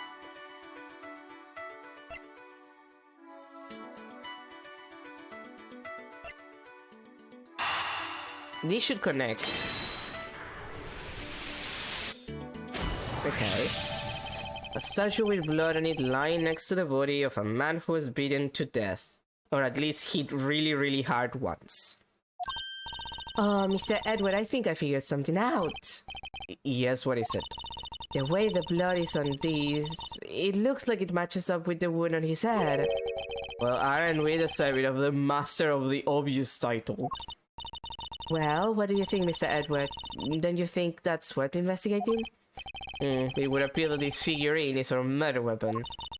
Oh, I just knew it. I mean, I can't think of any other connection. Perhaps the master of the oblivious would be more befitting. And...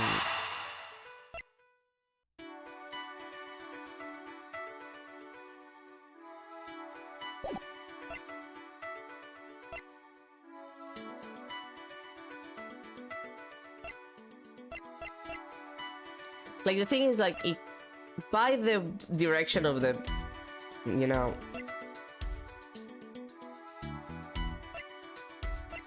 of the footprints, he clearly, like, left from the elevator. I think this is the connection you have to make.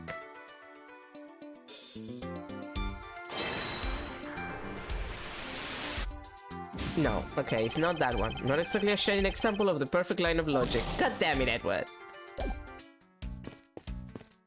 Oh, wait, there's something that I haven't checked here. What didn't I check? This was checked. His shoes? There's no grape shoes residue on the soles of his shoes, making it highly unlikely that Mr. Hicks entered this elevator after the turbulence. Okay, that's one of the things that I was lacking. Okay, so now it's complete. And then the rest of the area, I think, is clean.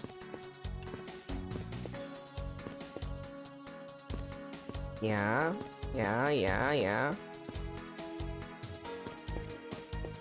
Okay, I guess. Oh, I can't. Really? I can't leave because I already entered? What's the chicks of this?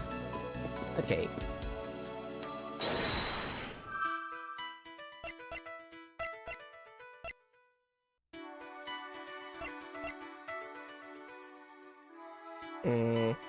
So how do I do this connection then?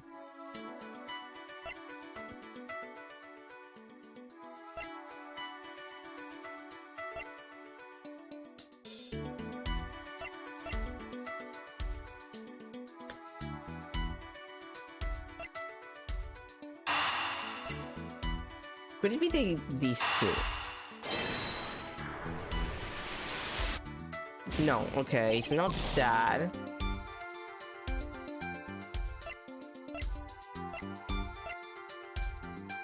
Just woke up from nap. Oh, welcome to the world of the people who are not as sleepy. Okay, so it's not that, it's not that. Okay, well, rather, it's not these two, so... Could it be these two? Like... I know what's the logic here, I just don't know which connections I need to do. Okay, that's the right connection. Thank the Lord. True, there wasn't anyone else in the lounge other than myself right before the turbulence. But if the killer was in the elevator along with the victim, then that's a different story.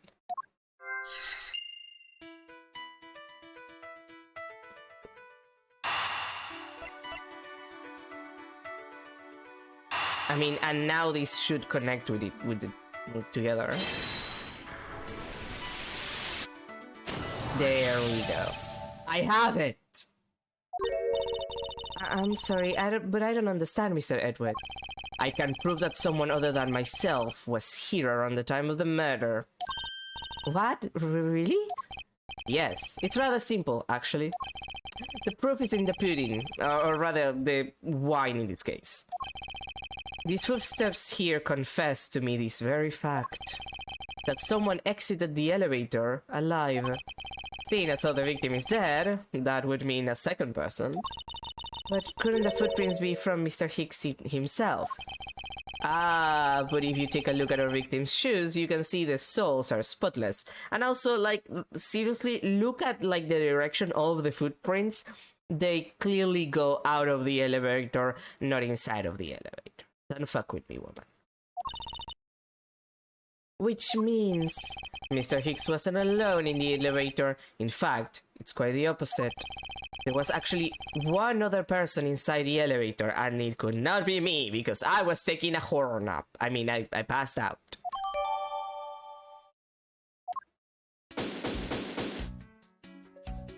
Yay!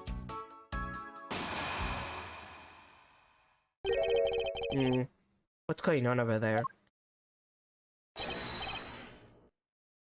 Squigglies.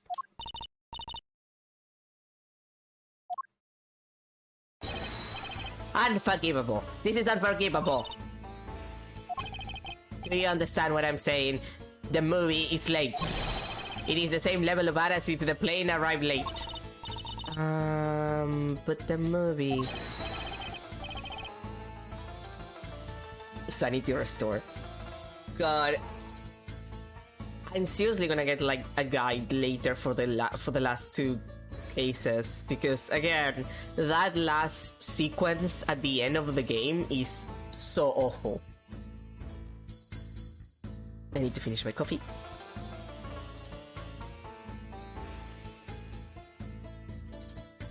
And I don't want to lose progress on it.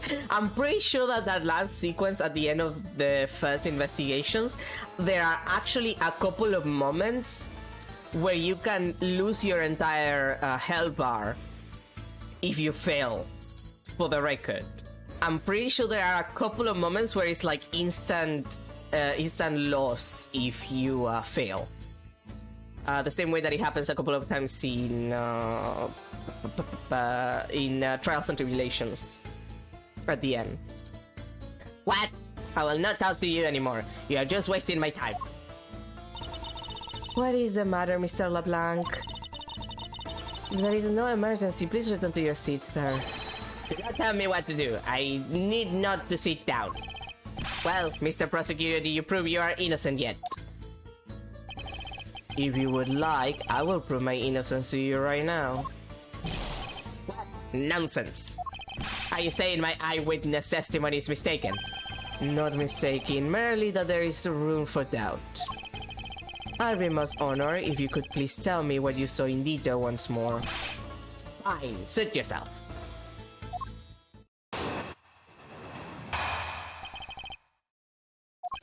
I am certain I saw Mr. Hicks enter that elevator. It was when the needles on my pocket watch pointed to the 6 and the 12. The body was discovered 15 minutes after that in the lounge, yes. Then you, the only person in the lounge at that time, must be the criminal.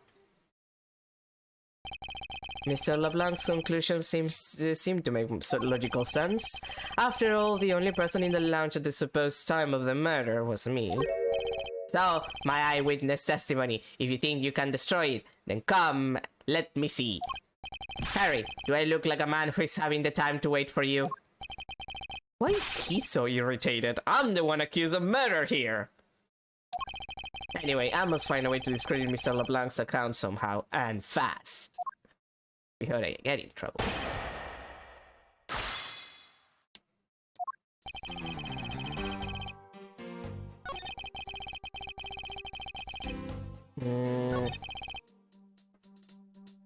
Hold it! Mr. LeBlanc, were you able to get a good look at the inside of the elevator at the time? Of course, I saw that what was inside. And you are sure that the victim was in the elevator alone? Yes, the only person inside was that Mr. Hicks man. This last outburst is a bit too important to let go.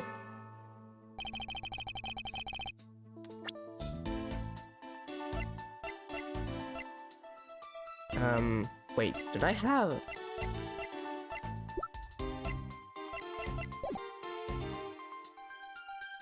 Huh. Hold it! Was he really alone? Of course, I will bet even 1 cent. Oh, a cheap ante for a cheap testimony. But if that's how you want to play it, I'll happily take your 1 cent.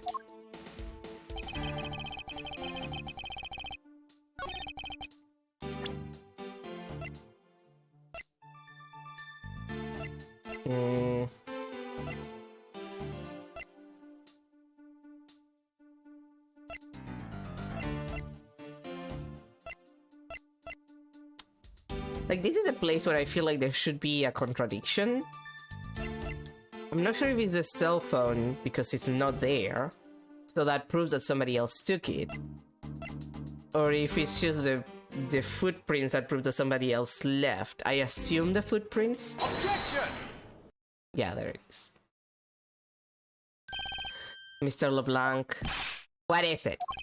There is a very glaring contradiction in your testimony. What do you mean?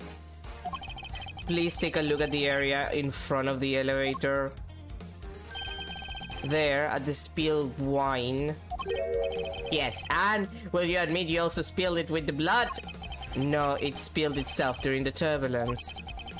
But the interesting thing here is a set of grape juice, wine, footprints. Footprints. Yes, the ones that lead from within the elevator are into the lounge itself. It's evidence that proves that someone other than Mr. Hicks exited the elevator alive. And there must have been another person in the elevator with Mr. Hicks. Now then, I'm done playing games. Why don't you tell us the truth?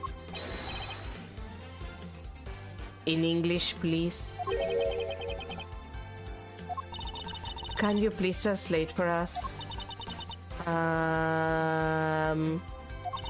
No way, that's totally impossible, I guess is what he said.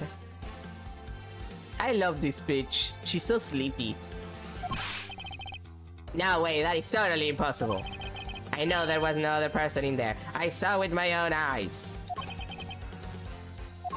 If you want to know what I think, Mr. Edward, I don't think Mr. LeBlanc is lying to us.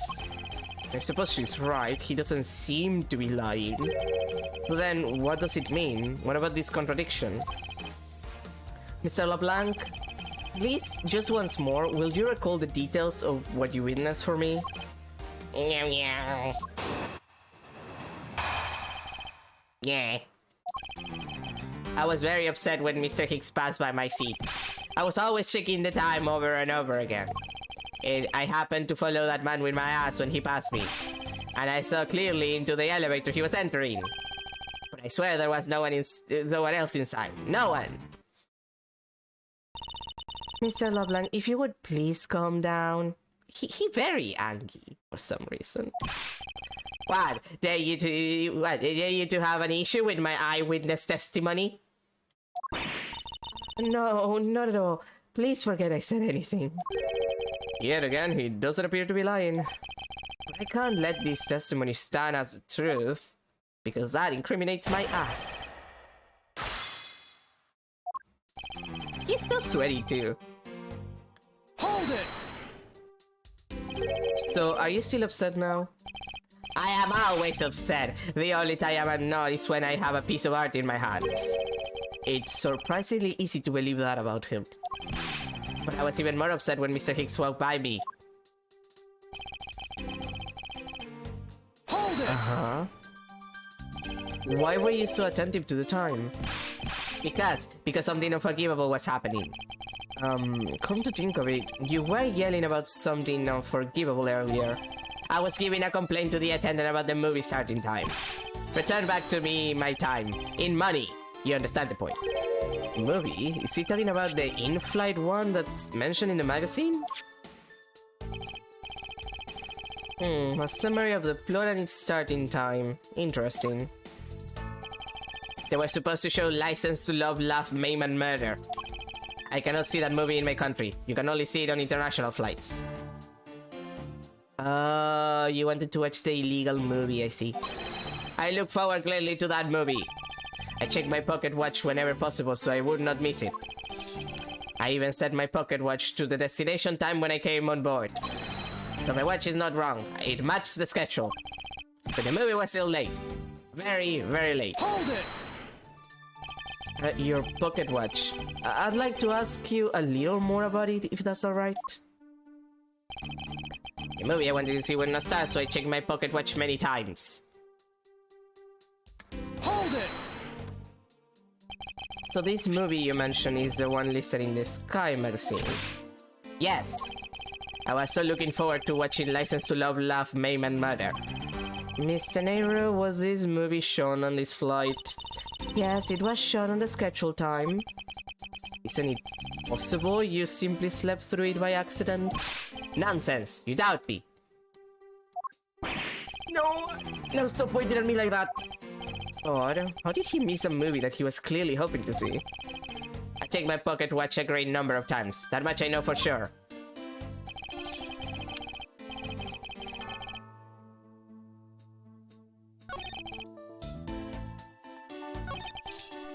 Okay. Yeah, that's your error. You set it to the destination time. We still aren't at destination. So, you know, depending on how many hours you have, you kind of screw yourself. You sure about what you testified, Mr. LeBlanc? Yes, of course. I am a very busy man. I am immediately busy when I land. I have many places to go and no time to waste adjusting my pocket watch. I see. That was a very valuable statement you just made. Flatter me all you want, but you will not get 1 cent out of me. That's alright. All I require is this piece of testimony.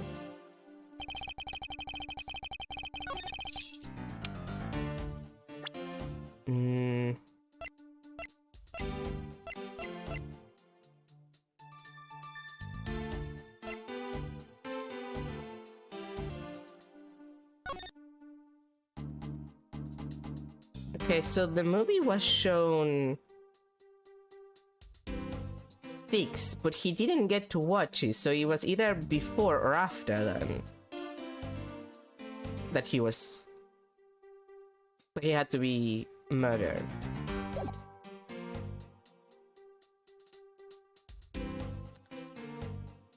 Wait, I need to check something. All times are shown corresponding to other part. Yeah, there it is. Objection! There it is. Mr. LeBlanc, you said this just now in your testimony. I even sent it in my pocket watch to the destination time when I came on board. Now, if your watch has been set to our destination's time zone, it would mean that your watch is displaying the time of our destination, obviously. Yes, and the correct time is where it's 6 cents. I would like you to take a look at this. If you believe the Sky magazine, clocks on this flight run in accordance with the time of our departure time zone. Of course, the movie schedule was also created with that in mind. Mr. Nair, for confirmation's sake, what time zone is this flight aligned to right now? Well, we made a short stop at a transfer point. That's right. It was in that small Asian country, the Republic of Shenfa. Shenfa? Would that come up as Sheng?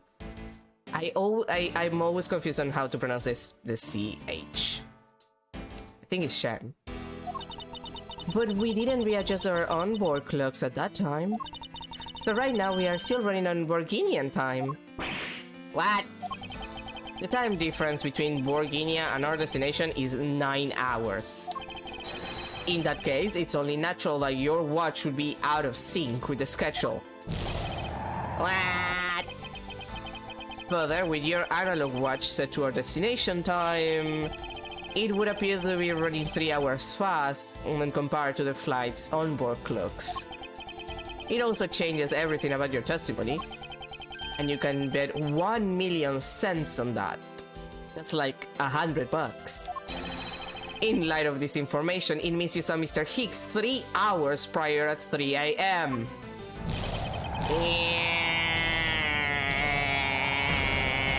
My hands. This should clear up all of the remaining accusations. Hopefully. So this basically widens the time frame for the time of death, right? Yes, because Mr. LeBlanc saw the victim enter the elevator at 3 a.m. It means that the time of death could be anywhere from 3 to 6:15 a.m. The question now is where Mr. Hicks... where was Mr. Hicks during that span of time, and what was he doing? I got something to say. And you are? Yeah, oh. I'm Cami Melee. I'm a flight attendant. And what is it you wish to say? Well, I think your story is a little different from how I remember it. What do you mean, Cami? I saw Mr. Hicks sitting in his seat at 5 a.m., you know? What? How can you be so sure of the time? Oh, that's right. He pushed his call button while we were parked at the transfer point. At the stop we made for refueling and cargo transfer in Shenfa, correct? Yes, it was from 4 to 5 a.m. according to our clocks. And during that time, did any of the passengers leave or did any new ones board this flight? No. Not a single person got off or in Shenfa. What about the flight crew? The few who were handling the cargo transfer might have temporarily gotten on or off. But eventually everyone, including Cami and myself, came back on the plane. She just looks so tired. Like, look at this woman. She's so sleepy. I love Cami. She's great. So basically, I can assume that no one left or got on since our initial takeoff. Interesting. I should keep that in mind. Yeah, and I answered his call. I can tell you, Mr. Heck. I can tell you Mr. Egby Hicks was there in his seat when we took off again at 5 a.m. Alright, then that puts the time of the murder between 5 and 6:15 a.m. Okay, now what time did you come down to the lounge, Mr. Edward? I remember coming down here almost as soon as we left the Republic of Shenfa. You were here the whole time from 5, yes? Then you are the only one who could be the killer. Mr. Edward, were you really here in this lounge the entire time from 5 a.m. onwards? Unfortunately, yes. But then, how do we explain the footprints? It's not that obvious. This man waited for Mr. Hicks in this lounge, waited to kill him. And then he put the corpse into the elevator. That is when the turbulence happened. My eyewitness testimony may have been mistaken. But at what time I saw Mr. Hicks enter the elevator on the second floor does not matter. Because the entire incident concluded here in this lounge. Everything happened here in this lounge. Is that what you really believe, Mr. LeBlanc? Well, do you have any other idea? I simply feel that there is something out of place in this scenario you presented. Is there something that can tie this crime to a location other than the lounge?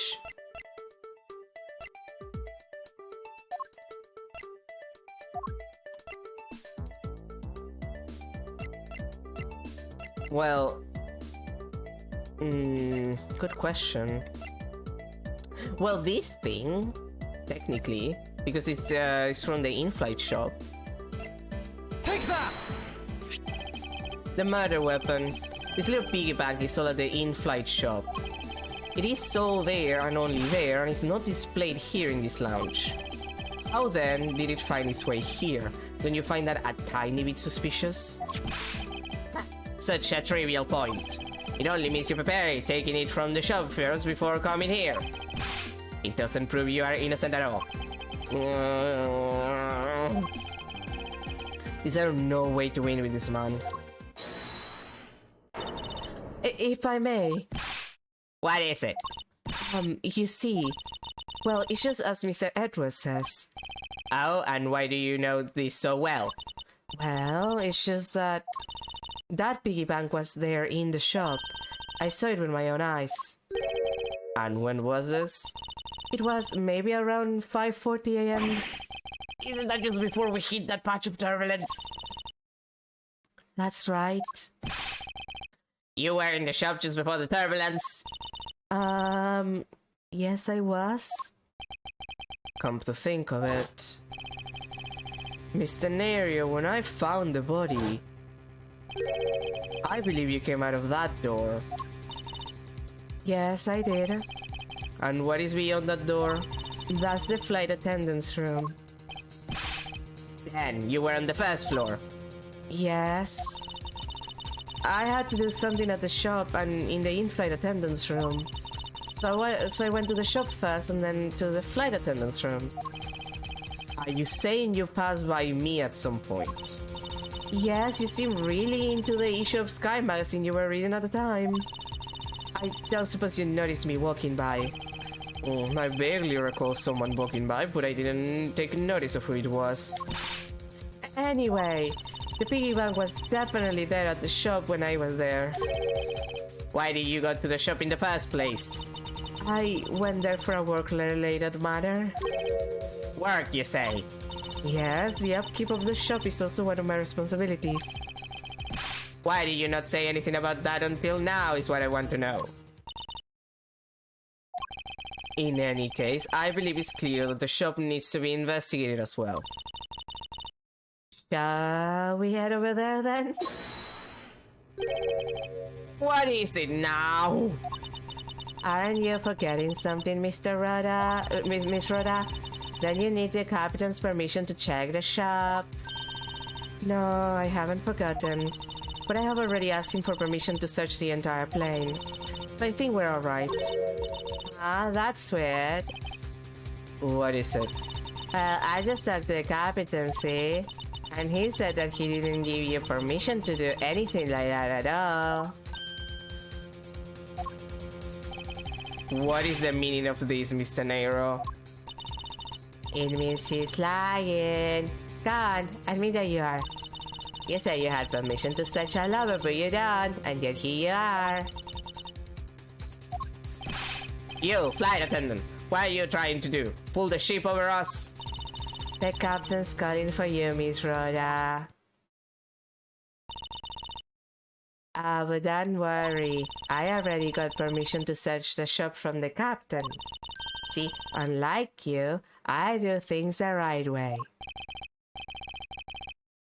Mr. Nero, why would you do such a thing? Please excuse me. Looks like I get to be in charge now. Please go back to your seat, Mr. LeBlanc. They actually kind of drew like her nipple. Like in the curve of her breast. Like you can see like, it's probably just the fabric of her dress, but you can see like the curve of a nipple. They actually put in the detail. Ace Attorney. What a game. Now then, Mr. Edward. If you will follow me, I will be your guide from now on. Don't worry about my face. I just have sleepy beach disease. It makes my face look like this all the time. There's something about Mr. Nero that has piqued my curiosity. I was gonna say my interest because I talk faster than I read. But right now, investigating the in-flight shop is my top priority. She's so sleepy beach disease. Look at her. Miss Melee, about investigating the in-flight shop. Is it Melee or Millie? Mile? Mile? Oh, like Mile. It's like Mile. Like Mile High Club. Like you know, miles on the sky. Like, yeah, it's okay. You're of no use to me asleep. Wake up. What's up? I need you to come with me so I can search the shop. Go ahead without me. I'll catch up with you later. Well, has this woman not been fired yet? Ah, well.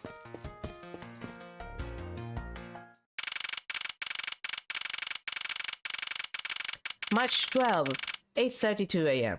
Flight G390. First floor, in-flight shop. So this is the in-flight shop. Clearly something happened here. It's quite a mess in here. You think? Guess I'll have to clean the things up then. Hehe.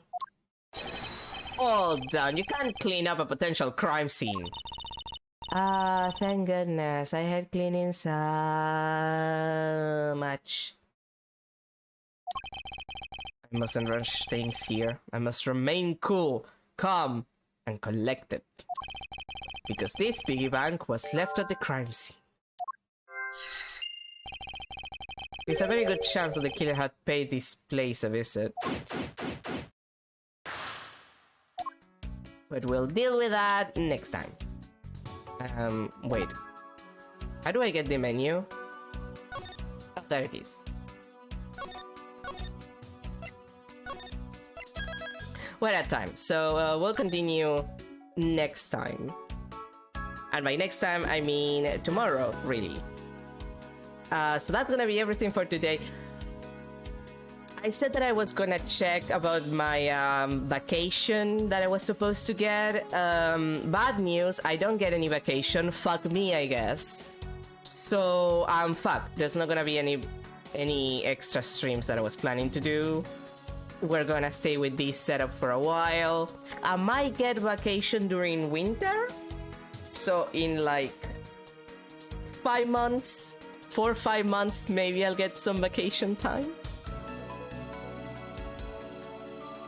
Maybe, we'll see.